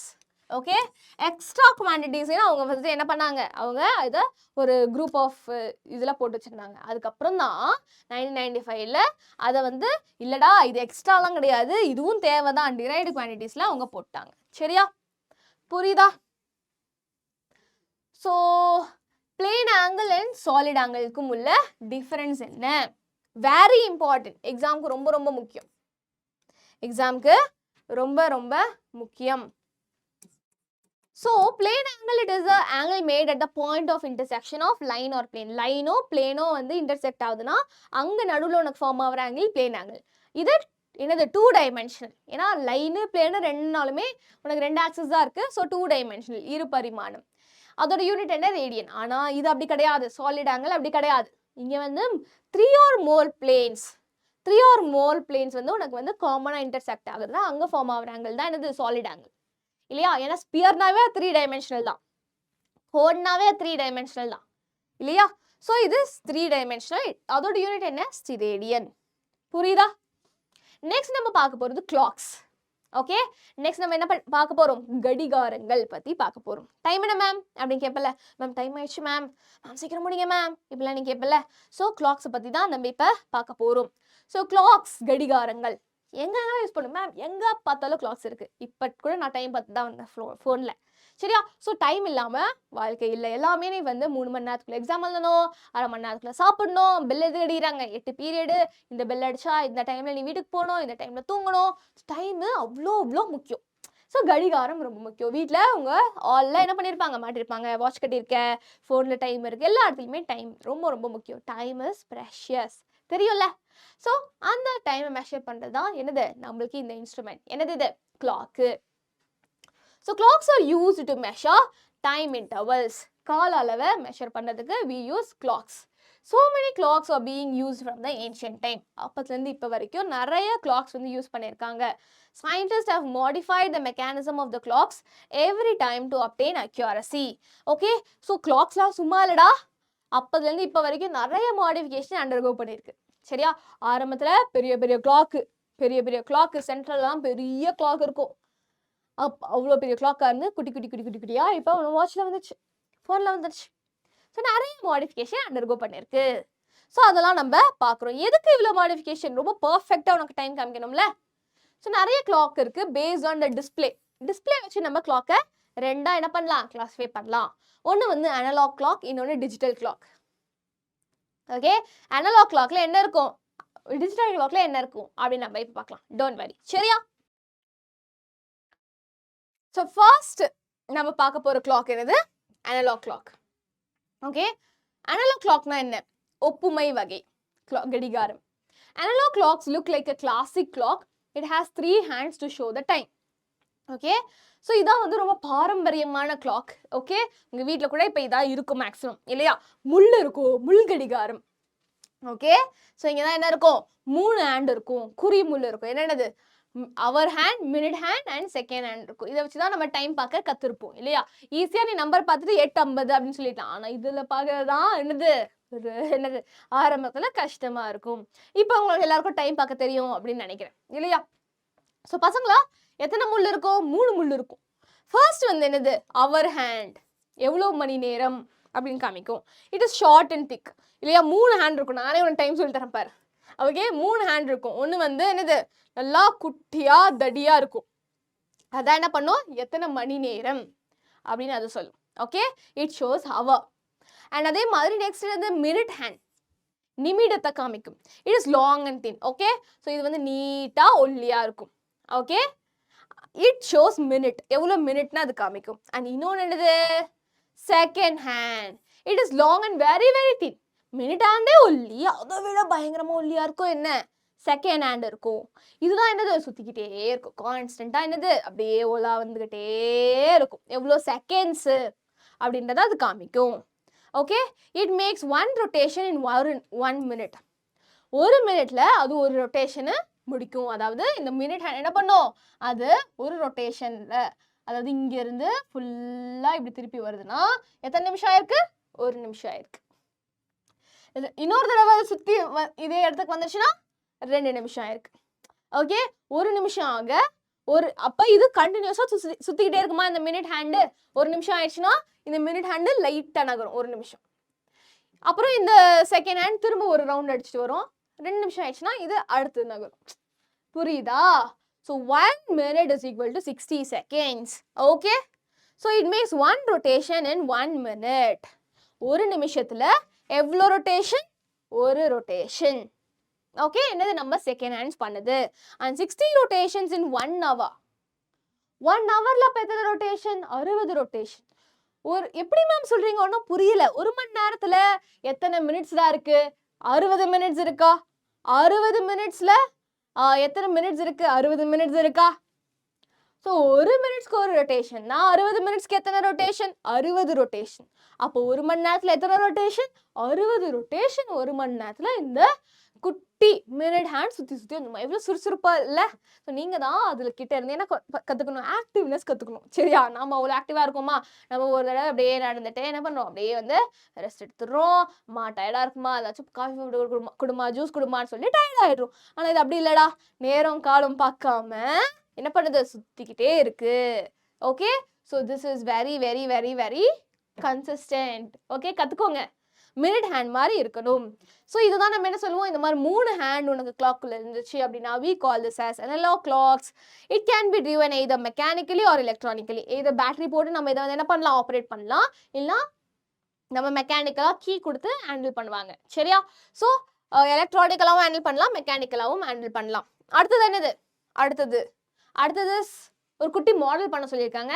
நீயே சின்ன வயசுல பண்ணியிருப்பேன். நான் 8th ஸ்டாண்டர்ட்ல இருக்கிறப்ப பண்ணியிருக்கேன் இந்த கிளாக்கோட மாடல். நீங்களுமே அந்த வந்து கார்ட்போர்டு வச்சு ட்ரை பண்ணி பாருங்க. நெக்ஸ்ட் டைப் ஆஃப் கிளாக் என்ன? Digital clock. ஓகே, இப்போ எல்லாரும் என்ன பண்ணிட்டாங்க? அனலாக் வாட்ச் தாண்டி இப்போ இதே மாதிரி 3 முள்ளு வாட்ச்ல இருந்துச்சுன்னா நம்ம அனலாக். நான் இன்னொரு நாள் அந்த வாட்ச் கட்டு வரேன். என்னோட வாட்ச் பார்த்தீங்கன்னா இது ஸ்மார்ட் வாட்ச். இதில் அனலாக நான் செட் பண்ணிக்கலாம், டிஜிட்டல் நான் செட் பண்ணிக்கலாம். ஆனால் என்னோட இன்னொரு வாட்ச் இருக்கு, அதில் அனலாக் தான் வரும். சரியா? டிஜிட்டல் தான் யூஸ்வலாக பசங்களுக்கு ஈஸின்னு சொல்லிட்டு டிஜிட்டல் வாட்ச் வாங்கி கொடுப்பாங்க. ஸோ டிஜிட்டல் வாட்சில் உனக்கு முள்ளுலாம் இருக்காது, டேரெக்டாக டைமே காமிக்கும் அது. சரியா? ஸோ டிஜிட்டல் கிளாக் இந்த மாதிரி இப்போ டைம் என்ன?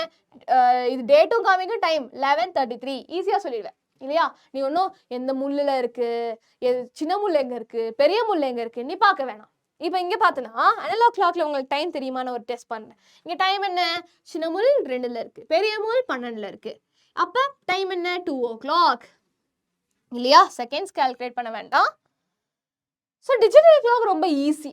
ஓகே, நான் வந்து இது எந்த முள்ள இருக்குது, இது எந்த முள்ள இருக்குன்னு கண்டுபிடிக்கணும்னு அவசியம் இல்லை. ஈஸியாக அதுவே வந்து எனக்கு சொல்லிடுது. ரொம்ப ரொம்ப ஈஸி சாப்ப. So a digital clock displays the time directly. It shows the time in numerals or other symbols. either நம்பர்ல காமிக்கலாம், இல்லை வந்து ரோமன் நியூமரல்ஸ் வேறு ஏதாச்சும் சிம்பிள்ஸ் வச்சு அது வந்து டைரெக்டாக காமிக்கும். It may have 12 hours or 24 hours display. Okay, சில கிளாக்ல வந்து இப்போ டைம் எத்தனை அப்படின்னு பார்த்தோன்னா இப்போ மணி 2 மணி, மதியம் 2 மணின்னு வச்சுக்கோ. ஓகே, ஸோ சில டிஜிட்டல் கிளாக்ல என்ன காமிக்கும்? 2 PM காமிக்கும். 2 இங்கே 2 இங்கே 00 PMன்னு காமிக்கும். ஆனால் சில கிளாக்ல வந்து அது வந்து 12 அது வந்து என்னது 12 hours கிளாக். இதுவே 24 hours கிளாக்ல எப்படி காமிக்கும் தெரியுமா? 14 PMன்னு காமிக்கும். இது என்னது 14னா 24 ஹவர்ல. சரியா? அது உனக்கு எப்படி கால்குலேட் பண்ணணும்னு தெரியணும். 24 hour கிளாக்ல நீ 14ன்னு பார்த்தனா 14:25 பார்த்தனா அதை 12 hour கிளாக்ல எப்படி கன்வெர்ட் பண்றது யோசிச்சு சொல்லுங்க. -12 பண்ணுங்க. ஓகே, வந்துடும். Okay, so it may have இப்போ 14:25 அப்படின்னா எனக்கு வந்து நிறைய பேருக்கு தெரியாது எக்ஸாக்ட் டைம். 12 ஹவர்ல சொன்னா தான் தெரியும். இப்போ மணி எடுத்தேன், அப்போ -12 பண்ணுங்க, இட் இஸ் 2:25. சரியா? இப்படிதான் நீ கண்டுபிடிப்பேன். ஸோ 12 hours ஆகும் டிஜிட்டல் கிளாக் இருக்கு, 24 hours-உம் இருக்கு. Recent clocks are showing day month year temperature. இப்போ இருக்கிற வாட்ச்லாம் பார்த்தோன்னா கிளாக்லாம் பார்த்தோன்னா ஒரு டைம் மட்டும் காமிக்கிறது இல்லை, டேட்டு, என்ன மாதம், என்ன கிழமை, என்ன டெம்பரேச்சர், சுற்றி டெம்பரேச்சர் கூட காமிக்கிறது. அவ்வளோ அட்வான்ஸ்டாக வந்துடுச்சு. So digital clocks are often used as electronic clocks. யூஸ்வலாக it is operated through electric clock. Okay, so நீங்கள் டிஜிட்டல் கிளாக்கோட மாடல் வந்து நீங்கள் வந்து என்ன பண்ணலாம்? மேட்ச் ஸ்டிக் கார்ட்போர்டு வச்சு நீங்கள் வந்து ட்ரை பண்ணலாம். இப்போ அடுத்த டைப்ஸ் ஆஃப் கிளாக் போயிடலாம்டா பசங்களா.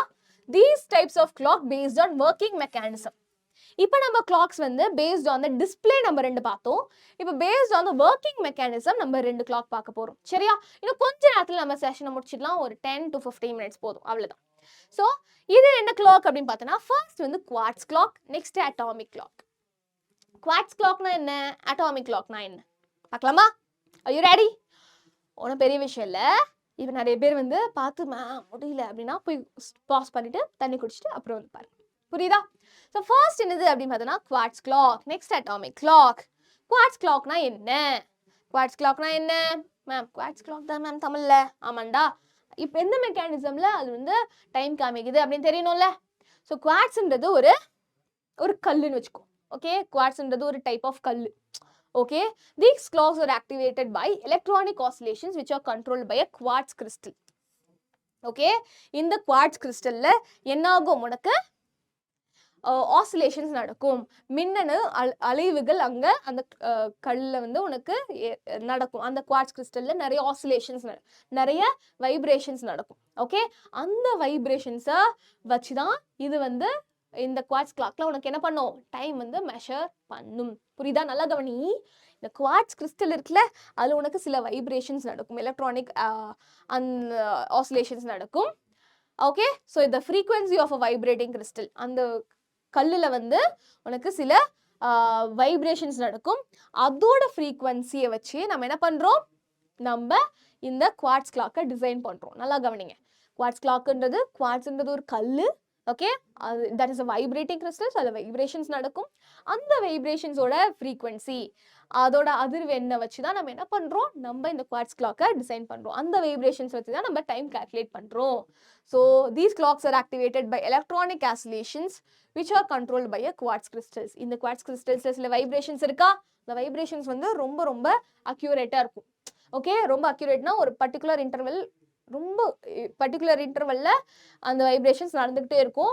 அந்த வைப்ரேஷன்ஸ் வந்து இவங்க எலக்ட்ரானிக் ஆசிலேஷன்ஸா கன்வெர்ட் பண்ணி இவங்க டைமை வந்து மெஷர் பண்றாங்க.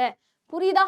Okay, so quartz clock is more accurate then mechanical clock. Okay, mechanical clock compare பண்றப்ப இந்த குவார்ட்ஸ் கிளாக் வந்து ரொம்ப அக்யூரேட்டா டைமை வந்து காமிக்குமா. Okay, so these clocks have an accuracy, எவ்வளோ துல்லியம் அப்படின்னு பார்த்தோன்னா, have an accuracy of 1 second in every 10 power 9 second. Okay, it has an accuracy of 1 second in every 10 power 9 seconds. Every 10 power 9 seconds க்கு 1 second வந்து ரொம்ப accurate இருக்குமா. சரியா? Next நம்ம பார்க்க போற கிளாக் என்னது அப்படின்னு பார்த்தோன்னா அட்டாமிக் கிளாக். இது எதை யூஸ் பண்ணுவோம், நம்ம குவார்ட்ஸ் கிளாக்ல அந்த குவார்ட்ஸ் கல்லுல இருக்கிற கிறிஸ்டல்ல இருக்கிற வைப்ரேஷன்ஸ் வச்சு நம்ம டைம் வந்து மெஷர் பண்ணுவோம். ஆனால் இங்கே atomic clock they make use of periodic vibrations within the atom. ஆட்டம்ல சில வைப்ரேஷன்ஸ் இருக்கும்ல, அந்த வைப்ரேஷன்ஸை வச்சு நம்ம டைமை மெஷர் பண்ணுறோம். அதுதான் அட்டாமிக் கிளாக். இதோட அக்யூரசி பார்த்தோன்னா 1 second in every 10 power 13 seconds. 10 power 13 secondsக்கு ஒரு தடவை ரொம்ப அக்யூரேட்டாக இருக்கும், இவ்வளோ துல்லியமாக இருக்கும். ஸோ எது ரொம்ப துல்லியமாக இருக்குது, இதுவா அது 10 power 9 second. 1 second in every 10 power 9, ஆனால் இது 1 second in every 10 power 13. So அதுதான் ரொம்ப accurate. So atomic clocks are used in GPS system, global navigation satellite system and international system time distribution services. Okay, GPS. GPS na enna, நீ எங்க இருக்க அப்படி சொல்லிட்டு GPS வச்சு தான் ட்ராக் பண்ணுவாங்க இல்லையா. ஸோ அங்கெல்லாம் வந்து என்ன கிளாக் யூஸ் பண்ணுவாங்க, உனக்கு அட்டாமிக் கிளாக் தான் யூஸ் பண்ணுவாங்க. சேட்டலைட் ட்ராக் பண்ணது கூட உனக்கு இந்த அட்டாமிக் கிளாக் தான் யூஸ் பண்ணுவாங்க. புரியுதா? ஸோ அவ்வளோ இம்பார்ட்டன்ட்.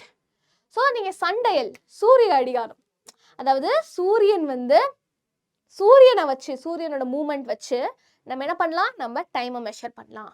ஓகே, ஸோ அந்த காலத்துலலாம் வந்து பாட்டிங்களாம் என்ன பண்ணுவாங்க, சூரியன் மேலே இருக்கா 12 மணி, அது இங்கே இருக்கா 12 மணி, இந்த டைம் அப்படின்னு சொல்லுவாங்கல்ல. ஸோ அதோட கொஞ்சம் மாடிஃபைடு வெர்ஷன் தான் இந்த சண்டையல். எப்படின்னா, இந்த ஒரு இன்ஸ்ட்ருமெண்ட் இருக்கும், ஒரு கட்டை மாதிரி ஒன்று இருக்கும், அது பேர் ஏதோ சொல்லுவாங்க மறந்துட்டேன். ஸோ அது வந்து ஒரு சர்ஃபேஸில் வச்சுருப்பாங்க. ஓகே, ஸோ இந்த சன்னோட லைட் வந்து இந்த இன்ஸ்ட்ருமெண்ட் இது மேலே படும். ஸோ அது ஷேடோ வந்து ரிஃப்ளெக்ட் ஆகுமா, அந்த ஷேடோ எங்கே படுதோ அதை வச்சு என்ன பண்ணுவாங்க, டைம் மெஷர் பண்ணுவாங்க. ஸோ நீங்களே கூட இதை என்ன பண்ணலாம், நீங்கள் வந்து இதை வச்சு நம்ம மாடர்ன் கிளாக்கோட இதை நீங்கள் கம்பேர் பண்ணி எவ்வளோ அக்யூரேட்டாக இருக்குன்னு நீங்கள் கண்டுபிடிக்கலாம்.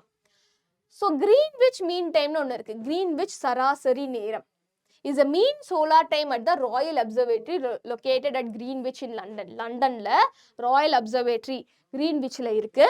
ஸோ அங்கே தான் என்ன சொல்லுவாங்க, சோலார் டைமை வந்து, ஓகே, ஆவரேஜ் சோலார் டைம் உனக்கு அங்கே தான் வந்து கால்குலேட் பண்ணுவாங்க. It is measured at the longitude of 0 degree. நம்ம ஏர்த்தில் லாங்கிடியூட் லேட்டிடியூட் இருக்குல்ல, லாங்கிடியூட் உனக்கு 0 டிகிரி அங்கே தான் இருக்குது. It is measured at the longitude of 0 degree. Okay, 0 degree லாங்கிடியூட்ல அங்கே மெஷர் பண்ணுறாங்க சோலார் டைமை. So the earth is divided into 24 zones. Earth 24 zone divide பண்றாங்க, each of it 15 degree longitude. So these 3 regions are called as time zones. Okay, so 15 degree longitude ஒவ்வொரு ஜோனும் இருக்கு. இந்த ரீஜனை தான் நம்ம என்ன சொல்லுவோம், டைம் ஜோன்னு சொல்லுவோம். Time difference between 2 adjacent time zone is 1 hour. Okay, எர்த்தை வந்து உனக்கு எத்தனை ரீஜனா 24 ஜோனா டிவைட் பண்றாங்க. ஓகேயா, ஸோ 24 ஜோனா டிவைட் பண்றாங்க. 15 டிகிரி லாங்கிடியூட் வித் இருக்கும். ஸோ இதை தான் நம்ம என்ன சொல்லுவோம், டைம் ஜோன்னு சொல்லுவோம். ஸோ இந்த டைம் ஜோனுக்கு, அதாவது இந்த ஜோனுக்குள்ள வர கண்ட்ரீஸ்க்கு ஒரு டைம், இந்த ஜோனுக்குள்ள வர கண்ட்ரீஸ்க்கு வேற டைம். இந்த ஜோனுக்கும் பக்கத்தில் இருக்கிற ஜோனுக்கும் எவ்வளோ டிஃப்ரென்ஸ் இருக்கும் டைம் அப்படின்னு பார்த்தோன்னா 1 hour டைம் டிஃப்ரென்ஸ் இருக்குமா. அதனால தான் இந்தியாவில் ஒரு டைமு, அமெரிக்காவில் வேற டைமு. ஏன் அது வேற டைம் ஜோனில் வருது, நம்ம வேற டைம் ஜோனில் வரும். புரியுதா?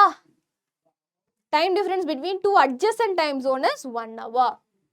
ஸோ இந்தியன் ஸ்டாண்டர்ட் டைம், நம்மளோட இந்தியன் டைம் வந்து எப்படி நம்ம ஸ்டாண்டர்ட் டைம் எப்படி மெஷர் பண்ணுறோம் அப்படின்னு பார்த்தோன்னா, உத்தரப்பிரதேஷில் மிர்சாப்பூர்னு ஒரு ஊர் இருக்குது. ஓகே, மிர்சாப்பூர் டைரிஸா ஏதோ ஒரு சீரீஸ் இருக்குது. So Mirzapur Uttar Pradesh is taken as a reference longitude of the Indian standard என்னது டைம். ஓகே, ஸோ இங்கே மிர்சாப்பூர் உத்தரப்பிரதேஷில் இந்த லாங்கிடியூடில் உனக்கு என்னது இருக்குது, மிர்சாப்பூர் தான் நம்ம என்ன பண்ணியிருக்கோம், ஸ்டாண்டர்டாக எடுத்திருக்கோம். ஓகே, அது 82.5 டிகிரி லாங்கிடியூட்ல இருக்கு. ஓகே, ஸோ அதை வச்சு தான் நம்ம என்ன பண்ணுவோம், நம்ம இந்தியாவுக்கு டைம் வந்து கால்குலேட் பண்ணுவோம். ஸோ அது Indian standard time is calculated with Greenwich mean time. எங்குது அங்கே 0 டிகிரி லாங்கிடியூட்ல நம்ம கிரீன்விச் மீன் டைம் பார்த்தோம் இல்லையா, 0 டிகிரியில் எவ்வளோ அப்படின்னு நம்ம பார்த்தோம். ஸோ நம்ம டைம் ஜோன் எங்கே வருதுன்னு நம்ம கால்குலேட் பண்ணி அதுக்கேற்ற மாதிரி we are calculating இந்த இந்தியன் ஸ்டாண்டர்ட் டைம். புரியுதா? இந்த கால்குலேஷன்ஸ்லாம் நீ பற்றி படிக்க தேவையில்லை, அதெல்லாம் ரொம்ப இம்பார்ட்டன்ட் இல்லை, ஜஸ்ட் தெரிஞ்சுக்கோங்க. ஓகே, ஸோ நெக்ஸ்ட் நம்ம பார்க்க போகிறது அக்யூரசி இன் மெஷர்மெண்ட்ஸ். ஒரு பொருளை நம்ம அளக்கணும்னா எவ்வளோ துல்லியமாக நம்ம வந்து அதை அளக்கணும் அப்படின்னு நம்மளுக்கு தெரியணும். So accuracy is very important, துல்லியத்தன்மை. ஸோ ஏன் துல்லியமாக மெஷர் பண்ணோம் மேம் அப்படிலாம் நீ கேட்கலாம் இல்லையா. So we have seen that measurement is the basis of experiments in science and technology. So எல்லா பொருளையும் நம்ம என்ன பண்ணுறோம், மெஷர் பண்ணது அவ்வளோ இம்பார்ட்டன்ட் ஆயிடுச்சு இல்லையா. ஆனால் the value of every measurement contains some uncertainty. எல்லாத்தையுமே நம்ம ரொம்ப துல்லியமாக வந்து மெஷர் பண்ணுறோமா, கிடையாது. நீ சொல்கிறப்ப என்ன பண்ணுவ, சில நேரத்தில் 12:07 சொல்லுவியா, 12:06 சொல்லுவியா, டிஜிட்டல் கிளாக் வச்சுருந்தேன்னா ஓகே. பட் நான் டைம் சொல்கிறப்ப ஒரு ரவுண்ட் ஆஃப் பண்ணி தான் 12:05, 12:10 அப்படின்னு சொல்லுவேன். ஸோ மெஷர்மெண்ட் வந்து அவ்வளோ அக்யூரேட்டாக நம்ம சொல்ல மாட்டோம், ஏதோ ஒரு இன்அக்யூரசி இருக்குது இல்லையா, அன்சர்டனிட்டி இருக்குது. தீஸ் அன்சர்டனிட்டியை தான் நம்ம என்ன சொல்லுவோம், எரர்னு சொல்லுவோம். அதான் நம்ம என்ன சொல்லுவோம், எரர்னு சொல்லுவோம். So error is defined as a difference between the real value and observed value. Okay, real வேல்யூக்கும் அப்சர்வ்டு வேல்யூக்கும் உள்ள வித்தியாசம், டிஃபரன்ஸ் தான் நம்ம என்ன சொல்லுவோம், எரர்னு சொல்லுவோம் இல்லையா. நான் எக்ஸாக்டாக வந்து 1 hour 25 minutesல நான் வந்து இந்த கிளாஸை முடிக்கணும்னு நினச்சேன்னா என்னால் முடியுமா, முடியாது, ரொம்ப கஷ்டம். 1 hour 26 minutesல நான் வந்து முடிக்கிறேன், அப்போ அது எரர் தான். எவ்வளோ error, real value minus observed value, real வேல்யூக்கும் ஆக்சுவல் வேல்யூ நான் சப்ராக்ட் பண்ணால் எனக்கு கெட் எரர். ஸோ 1 hour 25 minutesல முடிக்கணும், ஆனால் நான் 1 hour 26 minutesல முடிச்சேன். ஸோ 1 hour 26 minus 1 hour 25 என்னது, எனக்கு 1 minute is delayed, error. So அப்படிதான் நம்ம எரரை கண்டுபிடிப்போம், ரியல் வேல்யூ அப்சர்வ்ட் வேல்யூ வச்சு நம்ம எரர் கண்டுபிடிப்போம். while taking measurements error should be minimum. யூஸ்வலாக எரர்ஸ் கம்மியாக தாண்டா இருக்கணும். ஏன்னா சில விஷயம்லாம் பார்த்தோன்னா மாத்திரை கம்பெனி, ஃபார்மா கம்பெனிலாம் பார்த்தோன்னா மாத்திரை ப்ரிப்பேர் பண்ணுவாங்களா, டேப்லெட்ஸ் சாப்பிட்றல்ல, அது வந்து கொஞ்சம் ஒரு 0.2 கிராம் எக்ஸ்ட்ராவாக இந்த ஒரு பர்டிகுலர் கெமிக்கல் அவங்க எக்ஸ்ட்ராவாக போட்டாங்கன்னா கூட உன்னோட உடம்பு வந்து ரொம்ப பாதிக்கும். ஸோ நான் வந்து ஒரு தடவை இன்டர்ன்ஷிப் ஒரு ஃபார்மா கம்பெனி டேப்லெட்ஸ் ப்ரிப்பேர் பண்ணுற கம்பெனிக்கு போயிருந்தேன். அங்கே வந்து ரொம்ப அக்யூரேட்டாக மெஷர்மெண்ட் பார்ப்பாங்க. இந்த ஒரு ஸ்பெசிஃபிக் கெமிக்கல் நம்ம இது டேப்லெட்டில் ஆட் பண்ணுறோன்னா 0.9 ரொம்ப 100% அக்யூரேட்ஸி கூட பார்ப்பாங்க. ஏன்னா கொஞ்சம் அதிகமாகிடுச்சு, எக்ஸ்ட்ராவாகிடுச்சுன்னா டேப்லெட் சாப்பிட்ற பேஷண்ட்க்கு தான் இது நஷ்டம், அவனோட உடம்பு தான் பாதிக்கப்படும். ஸோ எவ்வளோ முக்கியம் அப்போ மெஷர்மெண்ட்டு இல்லையா. ஸோ எரர் வராமல் பார்த்துக்கணும்ல. Error should be minimum, error ரொம்ப ரொம்ப கம்மியாக இருக்கணும். அந்த measured value should be precise and accurate. ப்ரிசிஷன்னா என்ன, அக்யூரசின்னா என்னன்னு சொல்கிறேன். ப்ரிசிஷன்னா எவ்வளோ நுட்பமாக இருக்குன்னு அர்த்தம், அக்யூரசினா எவ்வளோ துல்லியமாக இருக்கு. புரியல மேம், சொல்கிறேன். பட் ரெண்டுமே வந்து வேற, ரெண்டுமே ஒரே மாதிரி தான் இருக்கிற மாதிரி இருக்கும், பட் ரெண்டுமே வேற. So look at the arrow shot by 3 persons. Okay, so என்ன பண்ணுறாங்க, 3 persons வந்து இந்த டார்கெட்ல நீ பலூன்லாம் சுடுவல பீச்ல அந்த மாதிரி இது. ஓகே, கரெக்டா இந்த சென்டர்லாம் எல்லாரும் என்ன பண்ணுவாங்க, ஃபோக்கஸ் பண்ணி எய்ம் பண்ணி என்ன பண்ணுவாங்க, ஆரோ போடுவாங்க. 3 பர்சன்ஸ் போடுறாங்க. ஃபர்ஸ்ட் பர்சன் போட்டு ஆரோஸ் இந்த மாதிரி இருக்கு. எல்லாமே என்னது, எல்லாமே உனக்கு சென்டர்ல குத்து இருக்கு. இது செகண்ட் பர்சன் குத்துனது, இது மூணாவது பர்சன் குத்துனது. ஓகே, ஃபர்ஸ்ட் இதுல பார்த்தனா all the arrows are hit at the center. எல்லாமே உனக்கு ஃபர்ஸ்ட் சென்டர்ல உனக்கு ஹிட் ஆயிருக்கு. செகண்ட்ல பார்த்தனா all the arrows are hit at the same place but are not at the center. மூணாவது இந்த ரெண்டாவதுல பார்த்தனா எல்லாமே 3 ஆரோவுமே ஒரே பிளேஸ்ல குத்தி இருக்கு. ஆனா கரெக்டான இடத்துல குத்தி இருக்கா? டேய் ஏன்டா நீ மூணுத்தையும் கரெக்டா போட்டிருக்க, ஆனா கரெக்டான இடத்துல போடல. புரியுதா? அண்ட் தேர்ட்ல பார்த்தனா ஃபர்ஸ்ட் ரெண்டே கம்பேர் பண்ணலாம். இதுல இருந்து என்ன தெரியுது, first person is precise. First person is precise and accurate. Second person is precise but not accurate. இவனை நம்ம ப்ரிசைஸ்னு சொல்லலாம், ப்ரிசைஸா பண்ணிருக்கான் ஆனா அக்யூரேட்டா பண்ணல. தேர்ட் பர்சன் பார்த்தனா மூணுமே வேற வேற இடத்துல இருக்கு, கரெக்டான இடத்துலயும் இல்ல. ஓகேயா? இவன் ப்ரிசைஸும் இல்ல அக்யூரேட்டும் இல்ல. என்ன மேம் சொல்றீங்க? ஸோ அக்யூரசி அப்படின்னா என்ன, துல்லியத்தன்மைனா என்னன்னு பார்த்தோன்னா, it is a closeness of a measured value to the actual value or true value. Okay, இதான் வந்து 1.25 தான் என்னோட டார்கெட். ஓகே, மார்க்ஸ்ல வந்து இல்ல மேக்ஸ்ல நான் வந்து ஒரு 85 மார்க் கண்டிப்பா வாங்கணும், நான் வந்து டார்கெட்டை ஃபிக்ஸ் பண்ணிட்டேன். ஓகே, அதான் என்னோட target value. Okay, actual value true வேல்யூன்னு வச்சுக்கோ. ஆனா நான் எடுத்த மார்க் எவ்வளோ, 85க்கு நான் 83 எடுக்கிறேன் அப்படின்னா நான் வந்து அக்யூரேட்டா எடுத்திருக்கேன்னு அர்த்தம். அதாவது என்னோட ட்ரூ வேல்யூக்கு நான் கொஞ்சம் கிட்ட என்னோட ஆக்சுவல் வேல்யூ இருக்கு. ஓகேயா? ட்ரூ வேல்யூக்கு கொஞ்சம் கிட்ட இருக்கு, எவ்வளோ க்ளோஸா இருக்கு அதை மெஷர் பண்றது தான் என்னது, அக்யூரசி. புரியுதா? ஸோ நான் அதாவது 500 என்ன சொல்றது 500 மீட்டர்ஸ் நான் வந்து ஓடணும்னு நினைக்கிறேன், அதான் ட்ரூ வேல்யூ. ஆனால் நான் வந்து 496 மீட்டர் ஓடி இருக்கேன். ஸோ கொஞ்சம் அக்யூரேட்டாக நான் ஓடி இருக்கேன். இதே நான் 400 மீட்டர் தான் ஓடி இருக்கேன்னா அக்யூரேட் கிடையாது. ஸோ அக்யூரசி என்ன மெஷர் பண்ணுது, it is the closeness of a measured value to the actual value or true value. Okay, so measured value and actual value எவ்வளோ க்ளோஸாக இருக்கு அதை மெஷர் பண்ணுறது தான் என்னது, அக்யூரசி. ப்ரெசிஷன் அப்படி கிடையாது. It is a closeness of 2 or more measurements.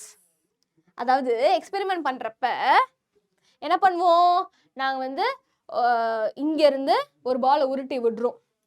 அது என்னது 5 செகண்ட்ஸ்ல அங்க ரீச் பண்ணணும். 5 செகண்ட்ஸ்ல ரீச் பண்ணோம். உனக்கு 3 சான்ஸ் இருக்கு. 5 செகண்ட்ஸ்ல தான் ரீச் பண்ணணும்னு நம்ம வந்து ஃபிக்ஸ் பண்ணிட்டோம், அதான் ட்ரூ வேல்யூ. இப்போ நான் 3 சான்ஸ் கொடுக்குறேன். 3 சான்ஸ் கொடுக்குறப்ப ஃபர்ஸ்ட் தடவை போடுறப்ப 10 செகண்ட்ஸ்ல ரீச் ஆகுது. செகண்ட் தடவை போடுறப்ப 11 செகண்ட்ஸ்ல ரீச் ஆகுது. தேர்ட் தடவை போடுறப்ப 13 செகண்ட்ஸ்ல ரீச் ஆகுது. இப்ப என்னது, இந்த 3 தடவை நான் போடுறப்பயுமே ட்ரூ வேல்யூக்கு கிட்ட இல்லை என்னோட ஆக்சுவல் வேல்யூ, ட்ரூ வேல்யூ கிட்ட இல்லை என்னோட மெஷர்ட் வேல்யூ இல்லையா?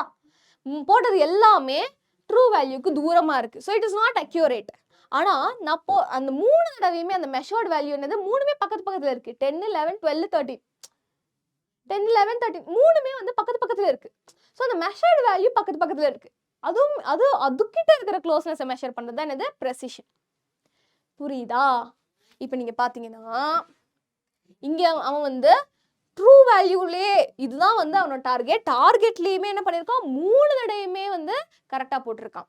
ஸோ அக்யூரேட்டா போட்டிருக்கான். ஏன்னா இதான் வந்து ட்ரூ வேல்யூ, மெஷர்ட் வேல்யூவும் சேமா இருக்கு. So accurate, good accuracy. Precision 3 தடவையும் கரெக்டா போட்டிருக்கானா, 3 தடவையும் கரெக்டா போட்டிருக்கான். So good precision. ஆனா இங்க பாரு, அவன் 3 தடவை என்ன பண்ணிருக்கான், வேற இடத்துல 3 தடவையுமே ஒரே இடத்துல போட்டிருக்கான். ஸோ அக்யூரசி என்னது, ட்ரூ வேல்யூ இங்க இருக்கு, மெஷர்ட் வேல்யூ இங்க இருக்கு. ஸோ க்ளோஸ்னஸ் பார்த்தனா it is not at all close. So அக்யூரசியே கிடையாது, புவர் அக்யூரசி. ஆனா ப்ரிசிஷன் பார்த்தனா 3 மெஷர்மெண்ட்டுமே க்ளோஸா இருக்கு. So good precision. புரியுதா? அண்ட் இங்க பார்த்தனா 3 எதுவுமே ட்ரூ வேல்யூக்கு பக்கத்துல இல்லை. So poor accuracy. அண்ட் இந்த 3 மெஷர்மே பக்கத்துல இருக்கா, அதுவும் கிடையாது. So poor precision. புரியுதா? ஓகே, ஸோ நீ மெஷர் பண்ணுற வேல்யூஸ் மூணும் எவ்வளோ க்ளோஸாக இருக்குது அதை பார்க்குறது ப்ரெசிஷன். ட்ரூ வேல்யூக்கு எவ்வளோ கிட்ட உன்னோட மெஷர்ட் வேல்யூ இருக்குது அதை பார்க்குறது என்னது அக்யூரசி. புரியுதா? கிளியரா? ஸோ இங்கே பார்த்தீங்கன்னா ஒரு குட்டி நீங்களே வந்து கண்டுபிடிங்க பாஸ் பண்ணிவிட்டு. நீங்கள் எல்லாமே வந்து அக்யூரேட்டாகவும் இருக்குது ப்ரிசைஸாகவும் இருக்குது. ஏன்னா ட்ரூ வேல்யூக்கே அதாவது டார்கெட்லேயே தான் இருக்குது. பொசிஷனில் 4 பொசிஷனுமே 4 எய்முமே கரெக்டாக இருக்குது. Accurate and precise. இது பார்த்தோன்னா கொஞ்சம் அக்யூரேட், ஏன்னா எல்லாமே உனக்கு டார்கெட்லேருந்து பக்கத்தில் நான் ஹிட் பண்ணியிருக்கேன். So it is close to the true value, accurate. ஆனால் 4மே எனக்கு ஒரே இடத்துல இருக்கா? கிடையாது. 4மே வந்து வேற வேற இடத்துல இருக்கு. ஸோ ப்ரிசைஸ் கிடையாது. இங்கே பார்த்தோன்னா 4மே உனக்கு ஒரே இடத்துல இருக்கு, ஆனால் ட்ரூ வேல்யூக்கு பக்கத்தில் இருக்கா? கிடையாது. So it is precise but not accurate. இங்கே பார்த்தோன்னா 4ம் வேற வேற இடத்துல இருக்கு, ப்ரிசைஸே கிடையாது. அண்ட் ட்ரூ வேல்யூ பக்கத்தில் இருக்கா? கிடையாது, அதுவும் கிடையாது. So not accurate, not precise. Okay, so ப்ரிசிஷனுக்கும் அக்யூரசிக்குமே உனக்கு வந்து டிஃப்ரென்ஸ் தெரிஞ்சிருக்குன்னு நினைக்கிறேன். தெரிஞ்சிச்சுன்னா it's very good. So while making measurements accuracy is always desired. எப்பயுமே அக்யூரசி தான் ஒரு மெஷர்மெண்ட்டில் சூப்பராக இருக்கணும். சரியா? ப்ரிசிஷனை விட எவ்வளோக்கு எவ்வளோ நீ வந்து ட்ரூ வேல்யூக்கு கிட்ட எடுத்துகிட்டு வர அதை தான் நீ வந்து ரொம்ப கேர்ஃபுல்லாக அப்சர்வ் பண்ணணும். The measured value should be close to the true value. அதுதான் முக்கியம் ஒரு மெஷர்மெண்ட்டில். ஸோ நெக்ஸ்ட்டு தோராயமாக்கல், அப்ராக்சிமேஷன்னா என்ன? while we prepare a dish we choose the ingredients approximately, we do not measure them accurately always. இப்போ அம்மா கிட்ட என்னம்மா எவ்வளோ உப்பு போடணும்னா சும்மா ஒரு 2 ஸ்பூன் போடு அப்படின்வாங்க. சில பேர் வந்து சும்மா ஒரு கையில் போடு அப்படின்வாங்க. சில பேர் 3 ஸ்பூன் போடு அப்படின்வாங்க. ஒரு தோராயமாக தான் சொல்லுவாங்க. எல்லாருமே இவ்வளோதான் உப்பு போடணும், இவ்வளோதான் மஞ்சள் தூள் போடணும், இவ்வளோதான் எக்ஸாக்டாக சொல்லுவாங்களா? நீ வந்து 1 ஸ்பூனு 1 ஸ்பூன் முழுசாக போடு, அப்புறம் இன்னும் வந்து ஒரு 30 கிராம்ஸ் போடு அப்படின்னு நான் சொல்லுவாங்க. கிடையாது இல்லையா? அவங்க அக்யூரேட்டாக சொல்ல மாட்டாங்க. அவங்க வந்து ஒரு தோராயமாக தான் சொல்லுவாங்க இல்லையா? ஸோ தோராயமாக சொல்கிறதுன்றதை நம்ம வாழ்க்கையில் நம்ம வந்து நிறைய யூஸ் பண்ணுறோம். So similarly it is not possible to set the exact value while taking measurements. Sometimes we take the approximate value. சரியா? ஸோ எப்பயுமே வந்து நம்ம எக்ஸாக்ட் வேல்யூ நம்ம மெஷர்மெண்ட்டுக்கு எடுக்க முடியாது. ஸோ நம்ம அப்ராக்சிமேட் வேல்யூ எடுப்போம். ஸோ அப்ராக்சிமேஷன்னா என்ன? It is the process of finding a number which is acceptably close to the exact value of the measurement of a physical quantity. சரியா? இப்போ வந்து டீச்சர் வந்து உனக்கு வந்து மேக்ஸில் சொல்கிறாங்க. எல்லாருமே வந்து என்ன பண்ணுறாங்க? கேல்குலேஷன்ஸ் வச்சு நம்பர்ஸ் வச்சு கேல்குலேட் பண்ணி ஆன்சர் சொல்கிறாங்க. ஓகே, ஸோ எக்ஸாக்ட் ஆன்சர் வந்து அவங்களோட புக்கில் வந்து என்னது? மேமோட புக்கில் வந்து 42 தான் ஆன்சர் அப்படின்னா ஒரு பையன் வந்து 41.9 எழுதியிருக்கான், இன்னொருத்தன் 40 எழுதியிருக்கான், இன்னொருத்தன் வந்து 41 எழுதியிருக்கான். இப்போ டீச்சர் எதை கரெக்டுன்னு சொல்லுவாங்க?